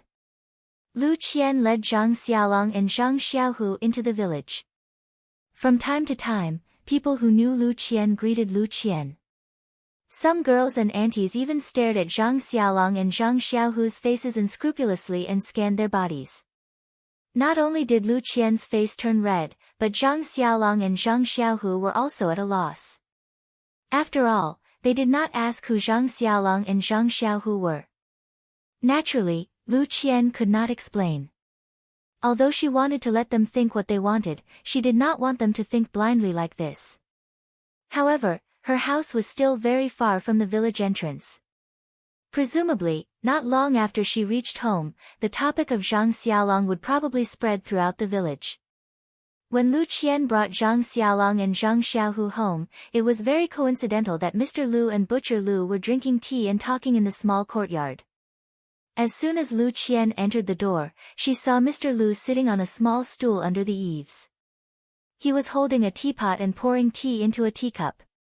Butcher Lu, on the other hand, was holding a wine gourd that he usually used. From time to time, he would bring it to his mouth and take a sip. When Lu Qian saw her father, the rims of her eyes seemed to turn red. She shouted, "Father," and ran over. Mr. Lu was also stunned. When he saw that Lu Qian had returned, he was naturally happy in his heart. He put down the teapot and stood up to welcome her. Although it had not been long since they last met at the Zhang family, this time, Lu Qian had returned home. The feeling was naturally different. Lu Qian threw herself into her father's embrace and hugged her father's arm like a child. Mr. Lu lovingly stroked her hair and only said, "You're back. It's good that you're back." Chapter 46. The splint on Zhang Xiaolong's arm had already been removed, but it was still secured with a belt and other things. He placed it in front of his chest, while his other hand hung naturally by his side. He stood not far behind Lu Qian, watching the touching scene of Mr. Lu and his daughter reuniting. His relationship with his father and mother was very good, but he had never experienced separation, so he naturally didn't know how it felt. Now that he saw his beloved act like this, he felt gratified for her and knew that his decision this time was probably the right one. Zhang Xiaohu stood beside Zhang Xiaolong, still holding the bottle of water in his hand, but his eyes were looking around the courtyard, as if he was looking for someone. Mr. Lu lovingly stroked his daughter's hair, and his eyes also looked over Lu Qian's head towards Zhang Xiaolong and Zhang Xiaohu. He smiled and nodded at them, and his hand also moved away from his daughter's head, waving slightly at them to express his apology. Zhang Xiaolong and Zhang Xiaohu naturally also nodded in acknowledgement, and waited at the side. When Butcher Lu saw that Lu Qian had returned and Mr. Lu had gone up to greet her, he didn't get up and continued to drink his little wine. When he finished his wine, he saw the two brothers standing at the door, so he stood up and said with a smile, "I was wondering who sent Qian back, so it's our two great heroes. Come in quickly, have a few drinks with uncle." Zhang Xiaolong and Zhang Xiaohu smiled and walked towards the square table under the eaves. Lu Qian, who was being intimate with her father, heard the two words drink, and raised her head, saying to Butcher Lu, "Second uncle, Xiaolong's injuries haven't completely healed, so he can't drink for the time being. If you want to drink, look for Xiaohu." Butcher Lu said loudly, "You little girl, now you're siding with an outsider." Lu Qian said sweetly, "Second uncle." Butcher Lu said, "All right, don't call me that, I know, I don't usually see you call me second uncle." Mr. Lu, on the other hand, looked thoughtfully at the farmer boy who was walking towards him. His youthful face was full of vitality. He did not look like a yes-man like the other farmers, nor did he look as careful as Zhang Kai. His eyes seemed to be very bright. The clothes on his body were very shabby, but they were very clean. They fit him very well. His footsteps were also very steady. Each step left a footprint, which made people feel very at ease. Mr. Lu naturally knew why Lu Qian brought Zhang Xiaolong back. Although he strongly disapproved of this marriage, he did admire Zhang Xiaolong. At this time, Zhang Xiaolong and Zhang Xiaohu also walked in front of Mr. Lu and respectfully bowed to him. Mr. Lu didn't stand on ceremony this time. He simply gestured and said, "You've come a long way. Seeing that it's getting late, it's not likely that you'll be able to return to the Guizhuang house today. Why don't you stay at my place for the night? You can go accompany my second brother first. I'll go after talking with Qianqian." After the two brothers agreed, they walked under the eaves and each picked up a stool to sit down. They chatted with Butcher Lu. Mr. Lu then said to Lu Qian, "Qianqian, let's go to the study to talk." Lu Qian let go of her father's arm and said, "Father, you go first. I'll go make some tea for you. Xiaolong and I specially brought this from the Guizhuang house. Do you want to drink it?"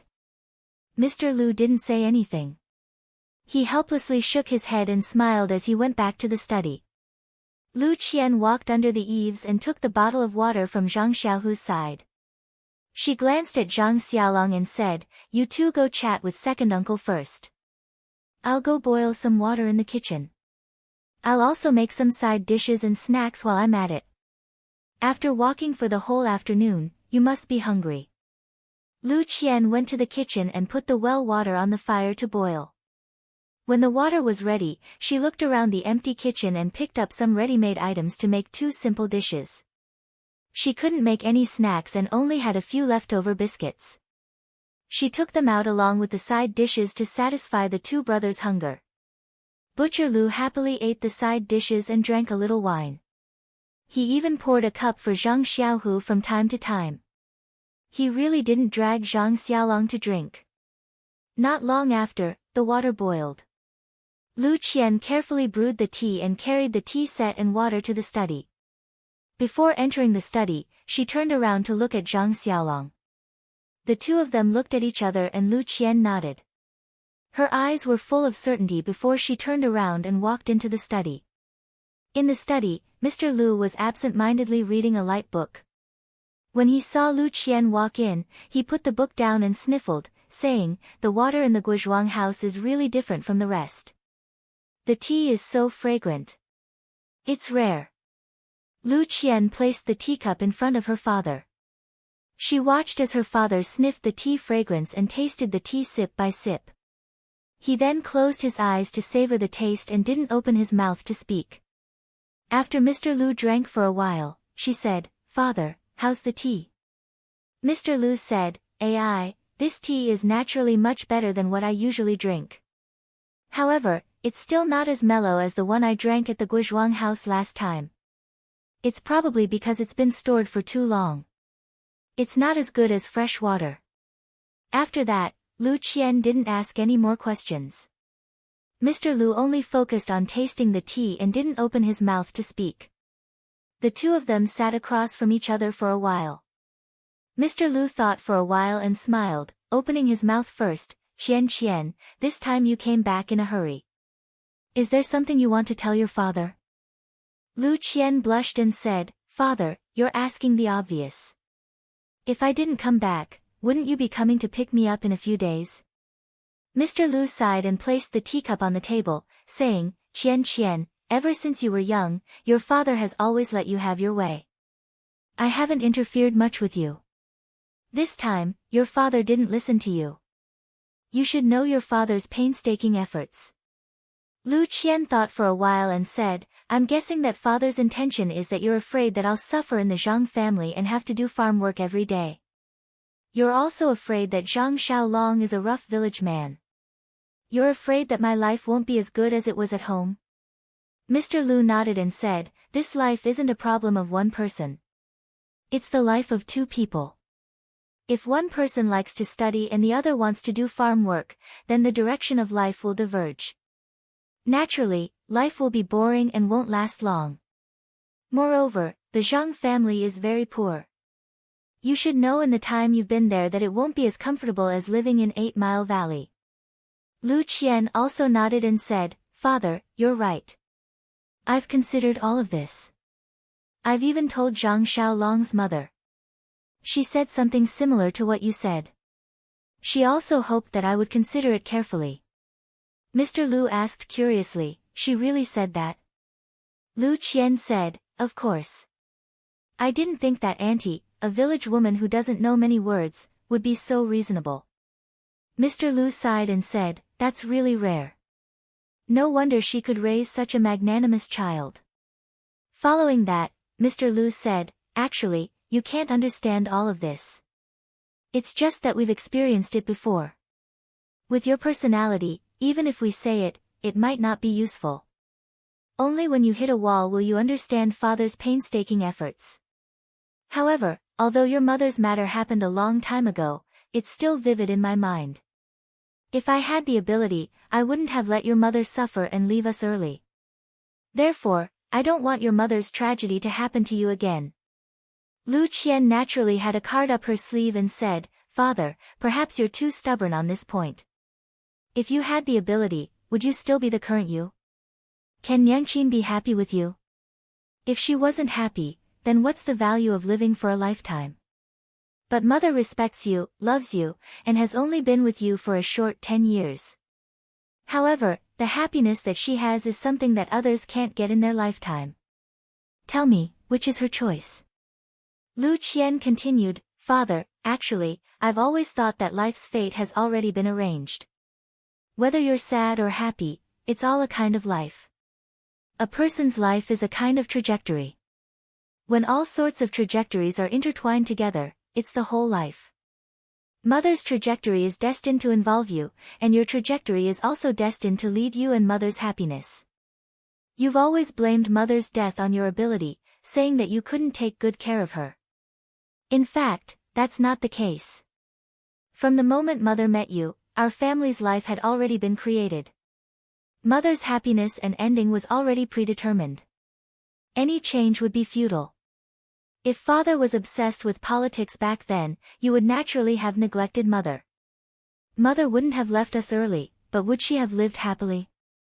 Seeing Mr. Lu fall into deep thought, Lu Qian continued, actually, I've always been thinking about my meeting with Zhang Xiaolong.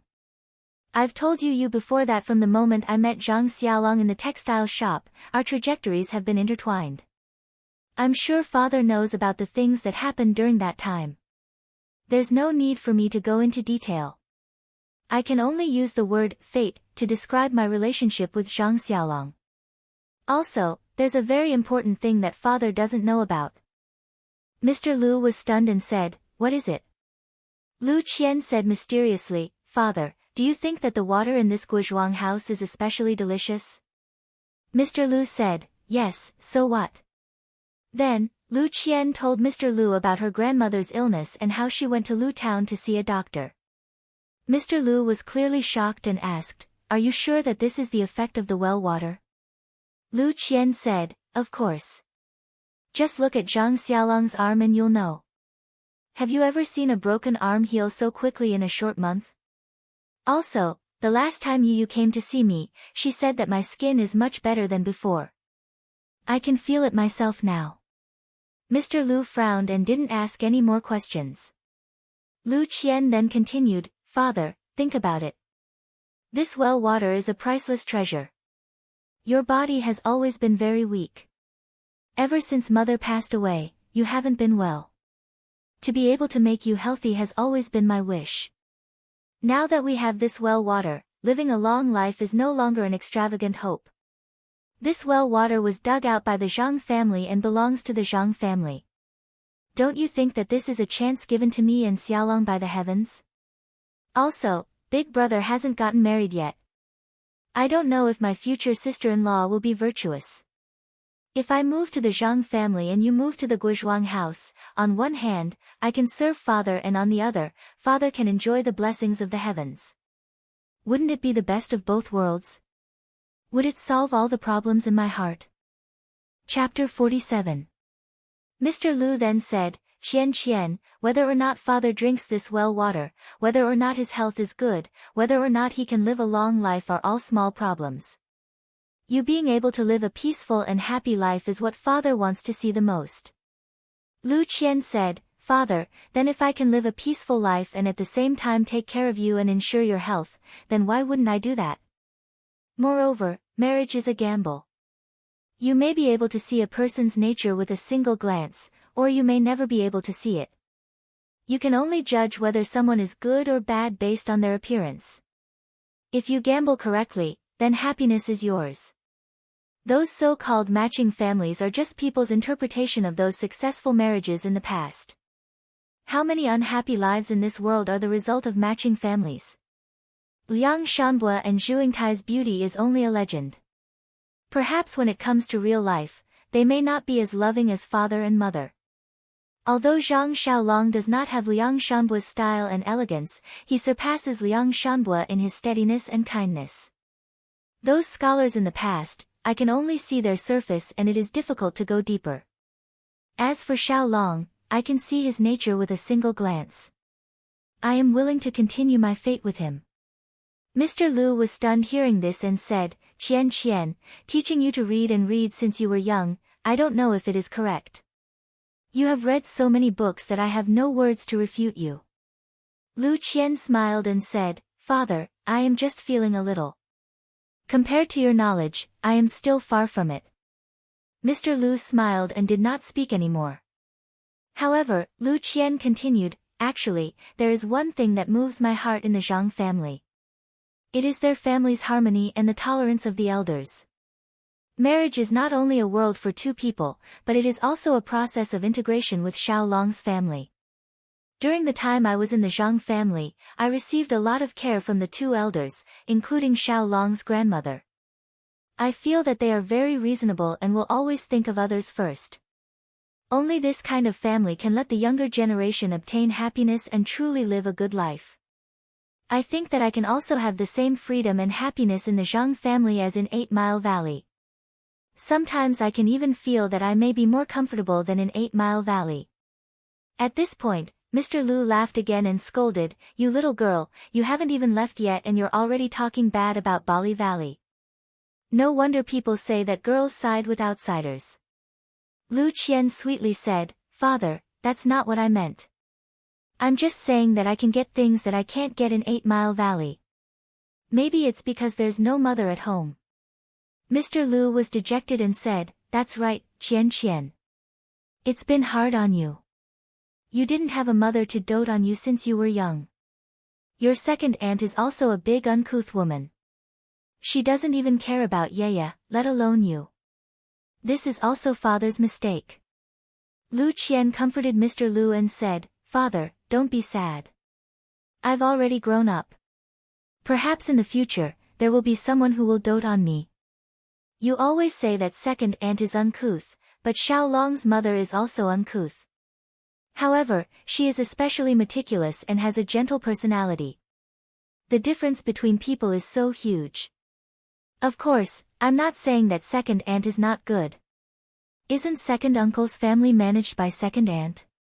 Maybe it's because I hit it off with Xiaolong's mother. Right now, I feel like a mother." Mr. Lu nodded and said, "You've always been competitive. It's rare for someone to be so subdued by you. It seems like this is also one of the reasons why you chose Zhang Xiaolong." Lu Qian blushed and nodded. Mr. Lu let out a long sigh and said, "This Zhang Xiaolong was able to meet you and save you. This can be considered a heavenly opportunity. This Zhang family was able to dig out immortal water from the well. This can be considered a geographical advantage. The Zhang family and you hit it off very well. This can be considered a harmonious relationship." Lu Qian happily said, "Then, father, does this mean that you agree?" Mr. Lu smiled and said, "You've already stayed in the Zhang family for more than a month. Those who know say that you're benevolent and righteous. For those who don't know, they don't know what to say. For you to have such an ending is also very good. It's the best of both worlds. Moreover, with your personality, if I don't agree, will you imitate Cui Yingying?" Lu Qian charmingly smiled and said, "Father, isn't that bigoted old Madam Cui?" Mr. Lu said, "Don't be so talkative. When I saw that you came back, I knew that you were fully prepared to persuade your father. Otherwise, you would have already hidden in the Zhang family and refused to see me." Lu Qian said, "How could I, father? Didn't your daughter take the initiative to come back?" The father and daughter chatted for a while. Mr. Lu said, "It's already late. Quickly go and arrange dinner. Let your second aunt and you come over to help. Today, we'll have a reunion. Oh right, you should also quickly go and tell Xiaolong. I'm sure he's feeling uneasy right now." When Lu Qian heard this, she happily said, "Then father, come with me. You guys can also chat and get to know each other better." Soon after, Lu Qian helped her father out of the study. The sky outside was already dark. An oil lamp had already been prepared under the eaves. Butcher Lu and the other two were still sitting and talking. There was a person sitting with his back facing them. It was Lu Qian's eldest brother, Lu Kai. Zhang Xiaolong's eyes had already swept across the study door countless times. He didn't hear what Butcher Lu and the others said. He was only worried about himself and Lu Qian. At this moment, when Lu Qian and Mr. Lu came out, he was naturally the first to see them. He subconsciously stood up. When Lu Qian saw Zhang Xiaolong stand up, she gave him a sweet smile and nodded slightly.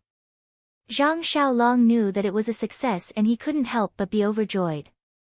At this time, Lu Kai also noticed the movement behind him.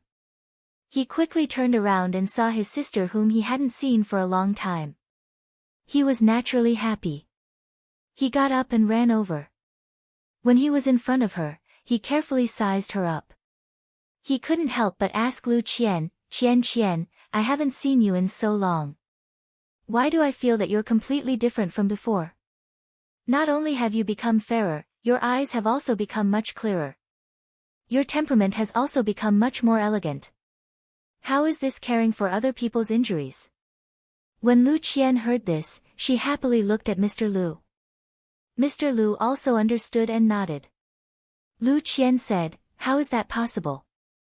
Big brother, it's just that I haven't seen you in a long time. After a few days, you'll find that your sister is no different from before. Lu Kai suddenly understood and said, that makes sense. A scholar who has been away for 3 days will have a whole new level of respect. Perhaps this is the reason. Lu Qian skipped this topic and said, Big brother, how are we going to eat tonight? Lu Kai jumped up and said, I was talking to second uncle and Zhang Xiaohu just now and forgot about this matter. I'll go to second aunt's house to inform them. Lu Qian stopped him and said, Father wants us to eat at our house. It can be considered a reunion. I'll go to the village entrance to buy some things. You go to second aunt's house and see what they're cooking. Bring it together and ask them to come over and help. Lu Kai agreed and hurried off. Lu Qian wanted to go out to buy things and Zhang Xiaolong naturally wanted to go with her. However, he was stopped by Mr. Lu. He said, Xiaolong, don't go yet. Come with me to the study room. In the end, Zhang Xiaohu followed Lu Qian to the village entrance, leaving Butcher Lu to drink alone. This guy looked at the busy people and happily drank his wine. He felt that life was really colorful. Zhang Xiaolong was a bit nervous as he followed Mr. Lu into the study room. Lu Qian's eyes just now had already told him that she was satisfied with the result. This future father-in-law seemed to want to show off his power and give him some things. Although he was mentally prepared, he still felt that there was a small person in his heart that kept on pumping water. Mr. Lu entered the study room and had Zhang Xiaolong sit down. However, he did not sit down. He frowned and paced around the study room. After walking around 2 or 3 times, Mr. Lu opened his mouth and said, Xiaolong, you probably know my attitude. Zhang Xiaolong carefully said, yes. Mr. Lu continued, then, I won't say much. Actually, I called you over because I want to say something. Zhang Xiaolong respectfully said, please say it. This little nephew has already engraved it in his heart. Mr. Lu seemed to be very satisfied with Zhang Xiaolong's attitude. He smiled and said, Qian grew up in Bali Gully. Although our family can't be said to be rich, Qian has not suffered much since she was young. She knows very little about farm work. This is different from your family's living environment. In the future, you have to be more tolerant in this area. Zhang Xiaolong followed up and said, you don't have to worry about this. Our family's farmland is small to begin with. Xiaohua's plot of land is also on a hillside. There isn't much farm work. I can't guarantee that I won't let Qian work in the fields. However, I will definitely do the most heavy work. Qian can just do the side work. Mr. Lu said, you're telling the truth. You didn't say anything about not letting Qian work. Actually, Qian isn't a child who can't endure hardships. It's just that she wasn't allowed to work in the fields in the past. In the future, when you two live together, you just have to take good care of her. I don't expect you to give her a good life. I just want you two to be harmonious and sweet. Also, you haven't read too many books. In terms of knowledge and experience, there is a large gap between you and Qian. This is your weakness. In the future, it will definitely have an impact on your life. I don't expect you to become a scholar or take 3rd place. I only hope that you can recognize some words and read some good books. When you're together with Qian, you can have common topics to talk about and communicate well. In addition, although acting courageously for a just cause isn't bad, in the future, you won't be alone. Your shoulders bear the safety of your entire family. Whenever you encounter injustice, you must first consider in your heart whether or not it's within your ability to deal with it. Otherwise, if you have regrets, it will be the sorrow of your entire family. Afterwards, Mr. Lu chattered on endlessly. Zhang Xiaolong could only nod his head in agreement. Although he didn't agree with some of the points, he also knew that this future father-in-law was doing it for his own good. He couldn't refute. Just like this, one spoke and one listened. The sky gradually darkened. It felt like he couldn't see anything. Just as Mr. Lu was about to light the lamp, someone knocked on the door of the study. Chapter 48. When Mr. Lu opened the door, it was Lu Qian. Dinner was already prepared outside. Although tonight's dinner was rushed, it was still sumptuous. Most of the dishes were already prepared by Lu Yeye's family. Some of the dishes and desserts made by Lu Qian were also the icing on the cake. It made everyone who had not eaten her cooking for a long time very hungry. During the dinner, the guests and the host were very happy and chatted a lot. Butcher Lu and his family knew Mr. Lu's intention and were also very happy for Lu Qian. They also said a lot of words of blessings. It was just that they were not officially engaged with the Zhang family, so they were still very reserved when they spoke. Everyone was very happy. Only Zhang Xiaohu glanced at Lu Yeye from the corner of his eyes from time to time. Unfortunately, Lu Yeye's attention was not on him, making him inevitably disappointed. After dinner, they chatted for a while. Lu Qian, who had walked for the whole afternoon, was already yawning. Therefore, Lu Kai arranged for Zhang Xiaolong and his brother to rest for the night. Butcher Lu and his family also went home to rest. Early the next morning, Zhang Xiaolong and his brother were going to bid farewell and return to the Guizhuang house. Lu Qian considered that she had not been home for a long time and wanted to stay for a few more days. Moreover, Zhang Xiaolong was going back this time to discuss the engagement with his parents. She was too shy to follow, so she did not go back with him. Mr. Lu specially instructed Zhang Xiaolong to go back and explain his feelings to Zhang Kai. He did not want him to have a knot in his heart because of his previous rejection. He also asked Zhang Xiaolong to pick an auspicious day to settle the engagement. Zhang Xiaolong naturally agreed. Therefore, under Lu Qian's reluctant gaze, the two of them went on their way. The journey here was filled with sweetness, and the journey back was filled with joy. Returning to the Guizhuang house, from afar, one could see the Zhang family standing in the small courtyard through the low walls of the Zhang family. They looked at the entrance of the village from time to time. It was estimated that except for Zhang Xiaohua, the others did not have a good rest last night. Seeing Zhang Xiaolong and Zhang Xiaohu appear in the field of vision, Zhang Xiaohua was the first to jump up and quickly ran out. She ran to Zhang Xiaolong and asked cheerfully, "Big brother, how's the situation? Where's the good news that we were all looking forward to? Why didn't Sister Qianqian come back? Is it?" Zhang Xiaohua didn't dare to continue asking. Before Zhang Xiaolong could open his mouth, Zhang Xiaohu snappily said, "Can't you see that big brother's face is like a peach blossom? He's so happy that he can't close his mouth. You should take the bottle in my hand first.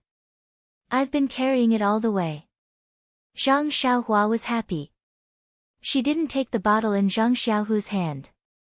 Instead, she turned and ran home to report to her parents. After receiving the good news, Zhang Kai and Guo Sufei were also very happy. They ran to the entrance of the courtyard to welcome their son.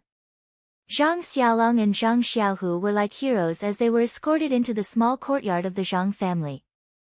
After Zhang Xiaolong sat down on the chair, he took the water that Zhang Xiaohua handed over and drank a few mouthfuls. Then, he began to talk about the situation in 8 Mile Valley. Zhang Kai and Guo Sufei listened with joy. They were secretly relieved.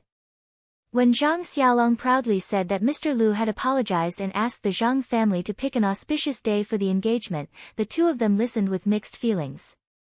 They were happy that they didn't misjudge Mr. Lu. Mr. Lu was still a good friend that they could have a deep relationship with. Of course, they would be in-laws in the future. He was a good in-law that they could rest assured. They were worried that there should be betrothal gifts for the engagement. With their family's situation, this was a problem. If they gave too little, their face didn't matter, but Mr. Lu's family's face would be affected.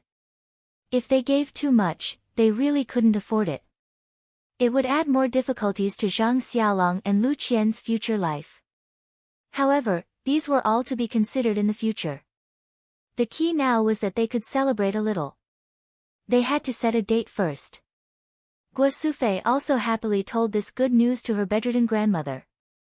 Her grandmother was so happy that her face became ruddy. In the next few days, the Zhang family was immersed in joy. When spring returned to the earth, Zhang Xiaolong's spring had also arrived. Zhang Kai and Guo Sufei were busy with the engagement. Zhang Xiaolong and his brothers were busy with the spring plowing and planting in the fields. The weather was getting warmer day by day. The soil in the fields had already been frozen. The warm spring breeze blew on their faces, reminding them that spring plowing was never too early. The custom of the engagement was also very simple. The father and mother of the man would bring various gifts and prepare the man's birth characters. They would go to the woman's house. The woman would accept the gifts and give the woman's birth characters to the man. Then, the engagement would be completed. Of course, the time of the marriage would be set at that time. Most of the time, they would come again to discuss the marriage in the future and set the time again. In fact, the betrothal gifts were just some gifts of various colors. However, people originally had a competitive mentality. The gifts were compared with each other. At this time, many people directly gave silver, sometimes it was also called iridescent gold. As a matter of fact, Zhang Kai and his wife were worried about iridescent gold. Zhang Kai thought that Lu Qian was a good daughter-in-law. He should give her more iridescent gold to show that the Zhang family had a precious daughter-in-law. Moreover, Mr. Lu would also have a lot of face. Guo Sufei thought that there should be something to show, but her family's conditions were limited. It couldn't be too precious. Otherwise, they wouldn't be able to live before they married her.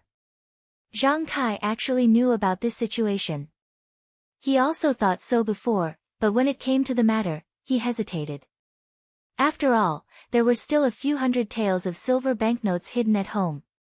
With this possibility, of course, he wanted to do things better in his heart. When Zhang Kai talked about the banknotes, Guo Sufei also hesitated. When she talked to Lu Qian before, she also decided to use the banknotes, but she was stopped by Lu Qian. At this time, since there were banknotes, why not use it? Moreover, more than a month had passed, and no one had come to make trouble at home. Presumably, the other party really took this money as compensation. In this way, this money was her family's. Why not use it? The disagreement between the husband and wife seemed to disappear. They were both inclined to use this banknote. Therefore, Guo Sufei took out the banknotes and the token hidden at the bottom of the box. Then, she called Zhang Xiaolong into the inner room. Zhang Xiaolong's injury healed rapidly. In these few days, he didn't need to fix his arm anymore. It was just that his injured arm couldn't carry heavy objects. Zhang Xiaolong entered the inner room and asked, "Father, Mother, what's the matter?" "I'm preparing to go down to loosen the soil." Guo Sufei said lovingly, "Your arm hasn't recovered yet. It's better to do less work. Let Xiaohu and Xiaohua do more work." Zhang Xiaolong said with a smile, "I've been in bed for a long time this month. My bones feel like they're going to rust. It's really comfortable to move around now. Moreover, Xiaohua is still young and growing. How can I let her do more work?" Zhang Kai said, "I know that you're full of vigor now. We don't intend to stop you, but the future is long. You have to pay more attention to your body." Zhang Xiaolong replied, "I know. Father, what's the matter? It can't be as simple as letting me rest."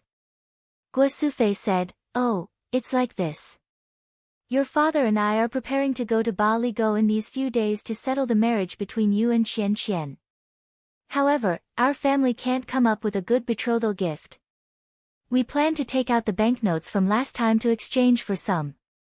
After he finished speaking, he placed the 2 banknotes and the token in front of Zhang Xiaolong. He pointed at the token and said, "Take this thing with you. If something happens during the exchange, take this thing out. It might be useful." Zhang Xiaolong looked at his father and mother's eager faces and the banknotes and tokens in front of him. He sighed and didn't pick them up. He said, "Father, Mother, didn't we say that we won't use these banknotes again?" Zhang Kai smiled bitterly and said, "Yes, that's what we said at the time. However, the situation is stronger than the person. If we don't come up with a good betrothal gift, won't Lu Qian's family lose face?" Zhang Xiaolong said, "Father, if we're talking about good or bad family background, there are many people in this area that are better than us. The number of people who went to the Lu family to propose marriage is even greater. How can we compare? Lu Qian was willing to marry into our family not because of our family background. The day before yesterday at the Lu family, Mr. Lu told me a lot. He is very clear about our family's situation and didn't mention anything about betrothal gifts. I think we don't have to puff ourselves up at our own cost."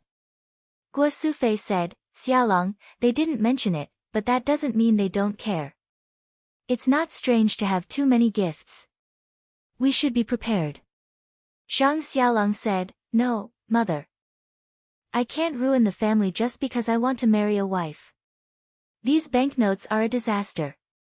We must not use them." Guo Sufei said, "Your father and I have also discussed this. They haven't come to our door for so long. It should be fine. Moreover, we have this token.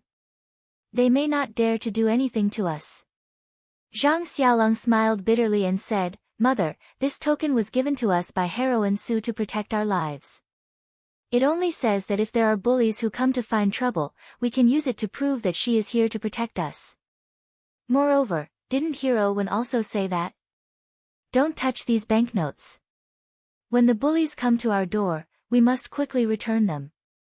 If they come to our door in the future and we don't have any banknotes to give them, what will we do?" Zhang Kai and Guo Sufei were speechless. In fact, it's not that they don't know these things. They are confused because they are concerned. When it comes to matters concerning their son, it's inevitable that they will be confused. Zhang Xiaolong said again, "The Lu family doesn't admire us for things like money. Moreover, don't we have something more precious than money in our family? If there is a chance in the future, we can just give it to Mr. Lu." Zhang Kai smiled bitterly and said, "What is better than money in our family? How come I don't know?" Zhang Xiaolong smiled mysteriously and said the following words. Chapter 49. Zhang Xiaolong smiled and said, "It's our well water. When I saw Mr. Lu drinking tea that day, he was happier than if we gave him 10 taels of silver. In the future, we can give him more well water. Not only can it satisfy his appetite, but it can also ensure his health. Isn't that better? Oh right, Father, when you go this time, if you have the chance, tell Mr. Lu to move to the Guizhuang house. I saw that he had this intention last time, but he still had some misgivings. This time, Lu Qian came, so I think he would be willing to come. This way, Lu Qian and I can also take care of him. What do you think?" Zhang Kai and Guo Sufei looked at each other and said, "When I go, I will definitely say these words. How about this, you keep these banknotes and tokens first. If you really need them, you can exchange them." Zhang Xiaolong thought about it and said, "Okay, then I'll keep them first." After he finished speaking, he put the banknotes and tokens into his pocket. Since Zhang Xiaolong didn't agree to use banknotes, the Zhang family's betrothal gifts were much simpler. They just prepared a few simple gifts according to the local customs. Early in the morning, Zhang Kai and Guo Sufei put on new clothes and took the prepared gifts. They set off to Ba Li Go to prepare for the most important engagement in Zhang Xiaolong's life. When Zhang Kai and Guo Sufei arrived at Mr. Lu's house, they received a very grand welcome. When they presented the simple betrothal gifts, Mr. Lu didn't care and respectfully accepted them. He didn't look down on them or turn hostile because of the simplicity of the gifts. This made Zhang Kai and his wife feel relieved. There was no one else in the Lu family's hall, only Butcher Lu and other family members. It seemed that Mr. Lu really wasn't the kind of person who liked to be extravagant and formal. There was no sign of Lu Qian in the hall. The whole process of the engagement was simple. Everything was carried out according to the customs of the countryside. Nothing was overdone. When the ceremony came to an end smoothly, it was time for the two parties to discuss the wedding. Zhang Kai and Guo Sufei asked Mr. Lu to make the decision. They only had one request, which was to get married as soon as possible. Because their grandmother's health couldn't wait too long, her last wish was to see her grandson's wedding. Mr. Lu pondered for a long time. He took out the almanac and carefully examined it. His brows were slightly furrowed. Zhang Kai and the others couldn't help but feel anxious. After a while, Mr. Lu raised his head and said, "Look at this date. Recently, the end of this month has been an auspicious day. After that, it will be June. Isn't the end of this month too rushed? At the end of June, the old lady." Mr. Lu did not finish his sentence. As expected, Zhang Kai and Guo Sufei also frowned. Guo Sufei did not give up and asked, "Are there no good days in between?" Mr. Lu said, "There are many good days in between, but there aren't any that match Xiaolong and Qianqian's birth characters." Zhang Kai let out a long breath and said, "Ai, then, there's only June. There are only a few days until the end of the month. There's no sign of the house for the wedding. It's just a few days, how can we prepare it?" Mr. Lu also nodded and said, "That's the only thing we can do." "But what about the old lady?" At this time, a voice came from outside, "Father, I think it's better to set it at the end of this month." Everyone looked and saw that the person who came in was Lu Qian. It turned out that she had been listening outside the entire time. Lu Qian's face was a bit red as she said, "Uncle, Auntie, seeing Xiaolong's wedding is grandmother's last wish. As the younger generation, we should satisfy her. Actually, the simplicity of the wedding is also up to us. There's no need for overly complicated ceremonies. It's also not realistic for us to hold a grand wedding. I think you don't need to buy a new house for the time being. Let's just find a place first. Moreover, Father, aren't you also planning to move to the Guozhuang house? Take this opportunity and find a place next to the Zhang family's courtyard. Build a few houses and surround it with a courtyard wall. Wouldn't that be a home? When this courtyard is ready, you can move there. Xiaolong and I will also move there. We can take care of you on one hand, and we can also take care of Uncle and the others on the other. What do you think?" Lu Qian's idea seemed very unimaginable, but after careful consideration, it was still very feasible. Grandmother's health should not last until June. When the old lady passed away, this morning's ceremony was likely to delay the wedding. The old lady was eager to see her grandson's wedding, so this wedding should be held at the end of February. With the Zhang family's family background, it was not realistic to hold a large-scale wedding. It was also very easy to prepare a simple wedding. It was not a big problem to ask for help from familiar people in the village for a few days. The most difficult problem was the new house. It was supposed to be a new house for the newly married couple. If they started preparing now, it was estimated that it could be done in a month. If Mr. Lu also wanted to move over, then he had to build a small courtyard again. This would take a few months. Lu Qian also wanted to take care of her father. Of course, this courtyard had to be built, so it was better to put it together. However, what Zhang Kai was thinking now was that Lu Qian wanted to separate from Xiaolong before she married into the family. She wanted to live with her father. It seemed that she wanted to separate from the family. Could it be that she had other thoughts? However, after that, Zhang Kai denied this idea. What did his family have that Lu Qian coveted? It was nothing more than that well. Lu Qian persuaded her father to go there because she wanted to consider her father's health. This was filial piety. Xiaolong and Lu Qian would live alone. To be honest, it was a matter of time. There were 3 sons in the family. How could they not separate from the family? It seemed too early to mention it at this time, but after thinking about it carefully, it was still appropriate. At least, it would let others see Lu Qian's vision. It would not let Zhang Xiaohu and Zhang Xiaohua have a knot in their hearts. Mr. Lu naturally had no opinion in his heart. He was originally thinking about how to retire. He was a teacher and was respected everywhere. He heard that there was no teacher in the Guizhuang house. He would definitely be popular if he went there. Moreover, there was a daughter to rely on there. He could also protect his daughter. Why not? He was still thinking about how to bring up the matter of moving to Shanghai. His daughter brought it up at this time. It was really timely. There were people who objected. That was Butcher Lu's family. Butcher Lu raised his voice and said, "Big brother, why do you want to go to the Guizhuang house? You didn't even discuss it with me. The two of us grew up in Bali Valley." Mr. Lu said gently, "Second brother, I'm also thinking about it. Qian is going to marry into the Guizhuang house far away. She is unfamiliar with the place and there is no one to take care of her. Lu Kai and I are at home alone. There is no woman to take care of us."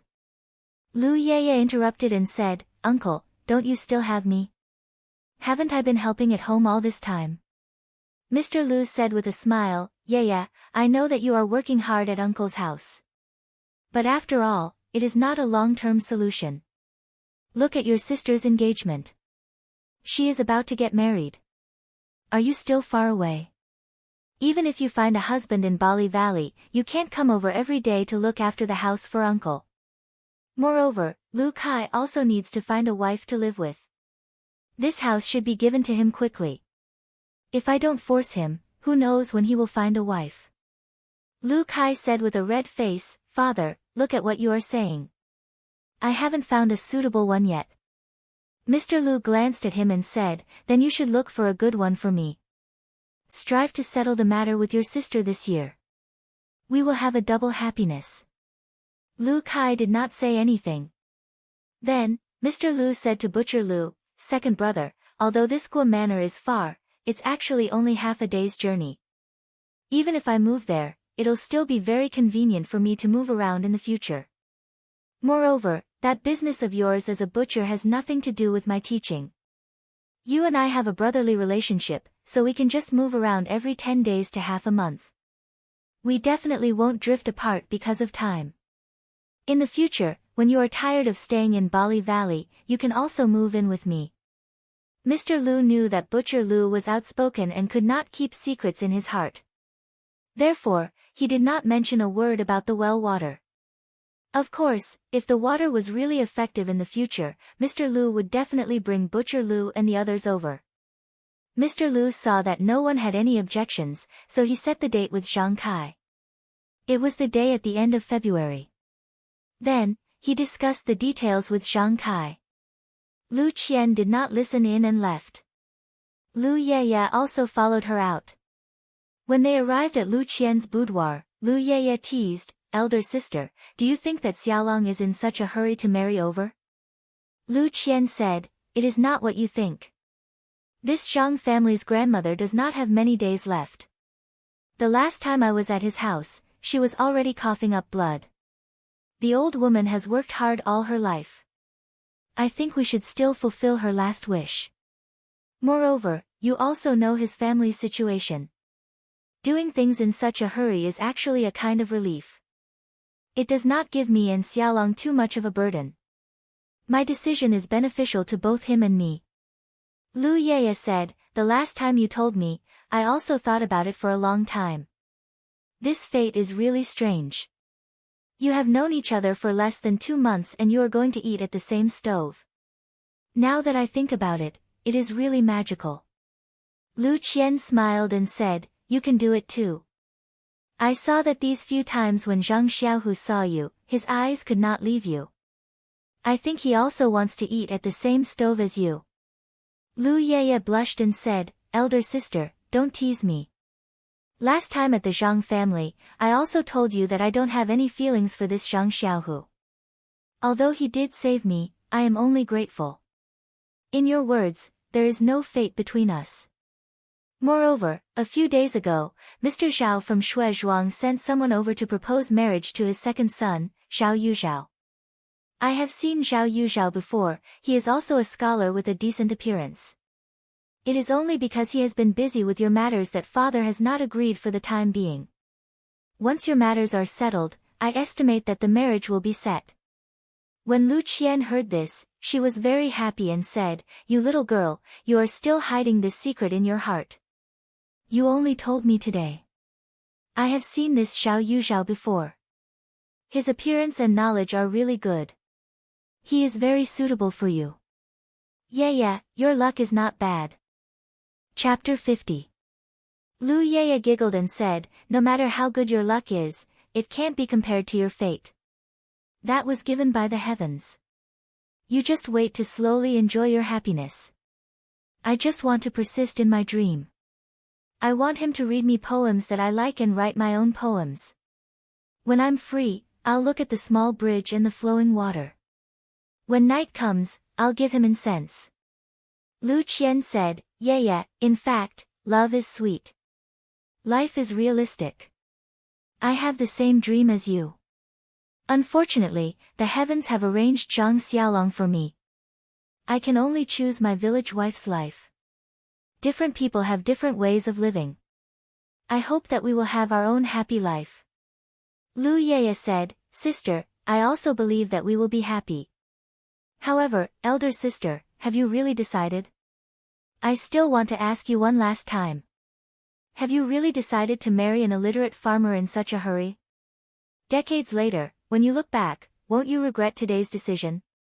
When Lu Qian heard this, she tugged at Lu Yaya and said, "Yeah, there are some things that cannot be decided by reason.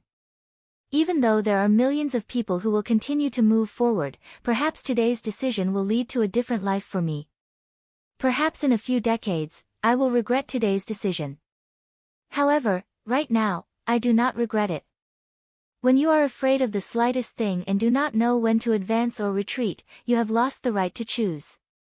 Life is the combination of many choices. Different choices are different lives. If you and I both make the same choice, then wouldn't there be no joy in life? Although Xiaolong is a farmer, he is not illiterate. He is not a rotten wood that can't be carved. I think that our lives are a process of mutual influence and change. He may not write poems for me, but I can read for him and teach him how to write. We don't have a small bridge and flowing water. Maybe we can have a man plowing and a woman weaving. Although I can't give him incense, how can the bedroom be just drawing eyebrows? I can let him grind ink for me. In short, we will gradually change and make our lives happier." Lu Yaya also smiled and said, "Elder sister, your homework was better than mine when you were young, and you read more books than me when you grew up. I can't win against you, but I always feel that you will suffer a lot if you marry into the Zhang family. Why do you want to make yourself uncomfortable?" However, Lu Qian said, You are still a little stubborn. The word happiness is the same for everyone. The happiness of the poor is no different from the happiness of the rich. It doesn't mean that your happiness is better than others just because you are rich. So, when I choose to be poor or rich, I am choosing happiness. There was happiness in suffering, and there was happiness in enjoying. As long as one felt happy, why would one be afraid of suffering? Even if it is pain in the eyes of others, how can you know the sweetness in it? As the saying goes, if you are not a fish, how can you know the happiness of the fish? There is only so much happiness in this world. The more happiness you have, the less happiness others will have. If you feel unhappy every day, then others will have more happiness every day. Instead of sharing your happiness with others, why don't you live happily every day?" Lu Yaya listened and frowned. She understood something in her heart, but she immediately let go and said, "Elder sister, I am here to persuade you, but what you said made me think differently. However, even if you are right, I do not have the slightest interest in that Zhang Xiaohu." Lu Qian said, "You little girl, I am just telling you my own thoughts. I am not prepared to be a matchmaker." Not to mention the two sisters quarreling in the room, the two prospective in-laws in the hall had already discussed the specific details. At this time, it was already late. If they rushed back to Guozhuang, they would have to travel at night. Naturally, Mr. Lu would not let them leave like this. Dinner was eaten at Mr. Lu's house. After the engagement, they were now considered a family. This meal was naturally eaten to their heart's content, and both the host and the guest were happy. Early the next morning, when the sky was still hazy, Zhang Kai and Guo Sufei said goodbye to Mr. Lu and hurried back to the Guozhuang house. There were only a few days until the end of the month. They still had to hurry back to prepare for the wedding. The task was very difficult. When the two elders rushed back to the Guozhuang house and told Zhang Xiaohu the good news, Zhang Xiaohua and Zhang Xiaohua, who were waiting at the side, were so happy that they almost jumped up. Their impression of this future sister-in-law was really good. They did not expect that they would be able to see this sister-in-law in a few days. It was really unexpected. When Grandma heard Lu Qian set the date a few days later, she kept nagging, "Good child, good daughter-in-law." If there was a memorial tablet, she would have burned a few sticks of incense to thank the ancestors for finding such a good granddaughter-in-law. Zhang Kai and Guo Sufei's family had a very good reputation in the Guozhuang house. Moreover, there had never been any big events in the family. This time, for their eldest son to marry a daughter-in-law, the villagers naturally did their best to help. Many people had also seen Lu Qian. Although the Zhang family did not admit the relationship between Lu Qian and the Zhang family before, everyone had a lot of gossip behind their backs. This time, they could marry Lu Qian legitimately, which was also something that everyone expected. However, they did not expect that the time would be so short. Some people even thought in the wrong direction. But when the people with good intentions mentioned Grandma, they immediately understood and could not help but give Lu Qian a thumbs up. When the villagers came to congratulate them, they would receive them in the big shed. The new house needed to be prepared. For the time being, they would use the house where the three brothers lived. Zhang Xiaohu was forced to squeeze together with Zhang Xiaohua on the Kong bed. The house in the small courtyard also needed to be slightly repaired. Fortunately, the firewood was good. With the help of the villagers, everything was completed within the scheduled time. On the day of the wedding, the entire small courtyard of the Zhang family was filled with a jubilant atmosphere. Before dawn, the small courtyard of the Zhang family was filled with a hubbub of voices. Many people came and busied themselves with their own things. Some of the women in the village came to help tidy up the tables and chairs, and help to clean up the vegetables. The chef also started a fire and began to prepare the meal. Zhang Xiaolong was also woken up early. After tidying up, he prepared to ride a big horse, bring the bridal sedan chair and the band to Bali Gully to marry Lu Qian. The route of the wedding was naturally not the small path that they usually took. It took longer than usual. Moreover, they had to rush back before noon. Of course, they had to set off through the stars and the moon. When everyone was ready to set off, Guo Sufei found that the best man, Zhang Xiaohua, was missing. She hurriedly asked Zhang Xiaohu. He also felt very strange. In the middle of the night, he heard someone in the courtyard and got up early to help. When he got up, he also called Zhang Xiaohua. It seemed that he did not get up. Zhang Xiaohu hurriedly went back to the room to take a look. Sure enough, Zhang Xiaohua was still sleeping soundly on the Kong. No matter how Zhang Xiaohu called, he did not wake up. In the end, Zhang Xiaohu ruthlessly poured water on him. He even turned over and went back to sleep, leaving everyone at a loss. However, the matter of the best man had been handed over to him yesterday. They could not find anyone else temporarily. Fortunately, there was a sedan chair. Moreover, grandmother also knew that Zhang Xiaohua slept until the sun came out. Everyone carried Zhang Xiaohua into the sedan chair and let him sleep. Now, her sister-in-law had not even sat in the sedan chair, but her brother slept first. In this way, the wedding procession carried Zhang Xiaohua sleeping in the sedan chair to Bali Go in the dark. When the procession had traveled more than half the distance, the sky was like a fish belly. When the sun peeked out from the horizon, that ray of sunlight swept over the sedan chair. Only then did Zhang Xiaohua open his eyes. Rubbing his eyes, he found that he was sleeping in an unfamiliar environment. Surprised, he lifted the curtain of the sedan chair. Only then did he realize that he was sleeping in an unfamiliar environment. He stopped the sedan chair and Zhang Xiaohua came down from the sedan chair. He ran in front of Zhang Xiaolong's horse and hurriedly apologized to his elder brother. Zhang Xiaolong pulled him to ride on the horse and hugged him, saying, "Xiaohua, it's okay. You were sleeping to grow. You didn't delay anything, so why are you apologizing? However, this time I really opened my eyes. How come I didn't know that you could sleep so much that you couldn't even wake up with water?" Zhang Xiaohua blushed and said embarrassedly, "I don't know.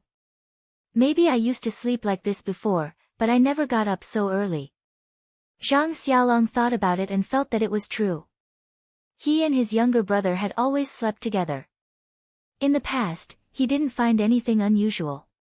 Moreover, he never got up so early. Maybe Xiaohua had always been sleeping like this. Anyway, there was nothing wrong with him. He didn't need to get up so early in the future, so he didn't ask anymore. The rest of the journey was not far. With the two brothers chatting and Zhang Xiaolong's excited mood, they quickly finished the journey. The village entrance of Ba Li Go could be seen from afar. Only then did Zhang Xiaolong stop the horse and let the wedding procession rest for a while. Then a special master arranged for people to set off the firecrackers and let the band play music. Zhang Xiaohua also quickly and obediently jumped down from the horse. She took the horse's reins from her elder brother's hand and walked to the front. She led the horse forward slowly. The people of the Lu family were naturally waiting at the village entrance early. When they saw the wedding procession, someone hurried back to report to Mr. Lu. The wedding band also broke the silence of the early morning. The villagers of Ba Li Go were all awakened by this festive sound early in the morning. Before the wedding procession entered the village, many children and villagers stopped them and asked for candy and other things. The Zhang family was naturally prepared. Someone took out the prepared things and scattered them to the crowd. Everyone picked up the candy and dispersed in a hubbub. They let the wedding procession move forward. In the short distance from the village entrance to the Lu family, the wedding procession was stopped several times. However, everyone was very happy and didn't get angry because of this. It was the custom of the countryside. When a family had a happy occasion, everyone wanted to share the joy. The more joy they shared, the bigger the family's happy occasion. The wedding procession couldn't wait to be stopped as much as possible. Chapter 51. When the wedding procession arrived at the Lu family's gate, the sky was already bright. There were already many people waiting at the gate. Zhang Xiaohua led the horse to the front of the crowd before stopping. When Zhang Xiaolong got off the horse, Zhang Xiaohua handed the horse's reins to the Lu family members who came over. Everyone cupped their hands to Zhang Xiaolong and said, "Groom, congratulations, congratulations." Zhang Xiaolong also happily returned everyone's greeting. Then, everyone opened up a path. Zhang Xiaohua looked up and saw a wooden shelf next to the gate. On the shelf, there was a bow. This was the custom of the countryside. The first thing the groom did when he got married was to shoot 3 arrows into the sky at the bride's gate. It meant to drive away all the evil spirits. In the past, when other people were getting married, they had seen this before. However, although Zhang Xiaolong's arm injury was healed, the work in the field was still a problem. How could he draw the bow and shoot arrows? It seemed that this matter could only be done by the best man, Zhang Xiaohua. However, Zhang Xiaohua was only a 12 or 13-year-old child. Letting him draw the bow was too far-fetched. Everyone looked at each other. Zhang Xiaolong thought about it and walked forward, preparing to take the bow. Zhang Xiaohua was anxious. She quickly rushed forward and pulled her brother, saying, "Big brother, your arm just healed. How can you pull this thing? If there is any injury, wouldn't all the previous efforts be wasted? Let me do it." Zhang Xiaolong smiled and said, "It's okay. It's just drawing the bow and shooting. I still have the strength. You're still young. How can you draw the bow and shoot arrows?" Zhang Xiaohua also smiled and said, "Big brother, you're looking down on me. I can work in the field myself. How can I not have the strength? Let me try. If I can't do it, you can do it. We won't lose face, don't you think?" Zhang Xiaolong thought about it and agreed. Anyway, the best man did things for the groom during the wedding. If Xiaohua really couldn't draw the bow, then he could only do it himself. Mr. Lu probably knew that his arm wasn't good enough. The bow on the shelf should be a soft bow that didn't need too much strength to draw. Zhang Xiaohua walked to the shelf and took the big bow from the shelf that was as tall as him. He felt that it was very heavy. He had never used a bow before, so he thought that all bows were very heavy, so he didn't care. Then, he picked up an arrow without an arrowhead from the shelf and put it on the bow. He turned around and asked Zhang Xiaolong, "Big brother, where should I shoot?" Zhang Xiaolong pointed to the sky outside the village and said, "Over there." Zhang Xiaohua agreed and imitated the way he used to look at people. He got into a horse stance and then faced the sky and pulled the bowstring with all his strength. However, the bowstring was very tight. Zhang Xiaohua pulled it about 30% full and he couldn't pull it anymore. He couldn't help but blush. Normally, he should release his hand and shoot the arrow. But this was his first time shooting an arrow. Moreover, he used to see others pull the bowstring like a full moon, so he thought that it must be completely pulled. So, he took a deep breath and moved his two arms. Sure enough, he felt a force coming from his arms. He shouted and the bow was immediately pulled into a full moon shape. He confidently looked at the morning glow outside the village and released the tight bowstring. The arrow flew out like a meteor with a "so" sound. Looking at the arrow flying far away, Zhang Xiaohua felt a sense of joy in his heart. Zhang Xiaohua used the same method for the remaining 2 arrows and shot them far away from 8 Mile Gorge. After the 3 arrows were shot, Zhang Xiaohua felt that his arms were sore and numb. He couldn't lift the bow and couldn't put it back on the shelf. At this time, everyone was applauding and praising Zhang Xiaohua's strength. Only Zhang Xiaolong saw the abnormality. He quickly walked in front of Zhang Xiaohua and took the bow. He was about to put it back on the shelf, but unexpectedly, his hand felt heavy. He quickly exerted some strength and caught it. Zhang Xiaolong was very surprised in his heart. Why is this flexible bow so heavy? However, at this time, everyone had already surrounded him. He didn't have time to think carefully and just put the bow on the shelf.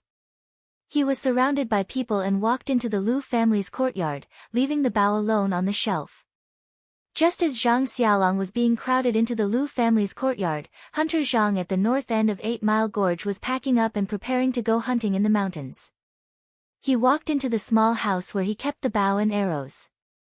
Not long after, he came out in a flustered and exasperated manner and asked his wife, "Boy's mother, where did the bow on the shelf go?" His wife asked curiously, "Which bow? How would I know? I've never entered that small house."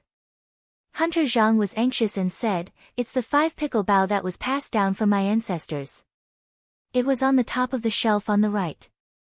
I saw it the day before yesterday, but it's gone today. Could it be that there was a thief at home yesterday?" His wife was preparing breakfast on the stove when she suddenly remembered something and hurriedly ran out, saying, "I remember now. Boy's father, Teacher Lu sent someone to borrow a flexible bow yesterday. It must be for his son-in-law today. He was afraid that he wouldn't be able to draw it, so he specifically asked for it. At that time, I was packing the child's clothes, so I asked someone to get it himself. I remember you said that there was one on the shelf that you made for fun, so I told him." Hunter Zhang asked, "Did you see it when he took it out?" His wife said shamefully, "He did tell me, but wasn't it just a toy that you made blindly?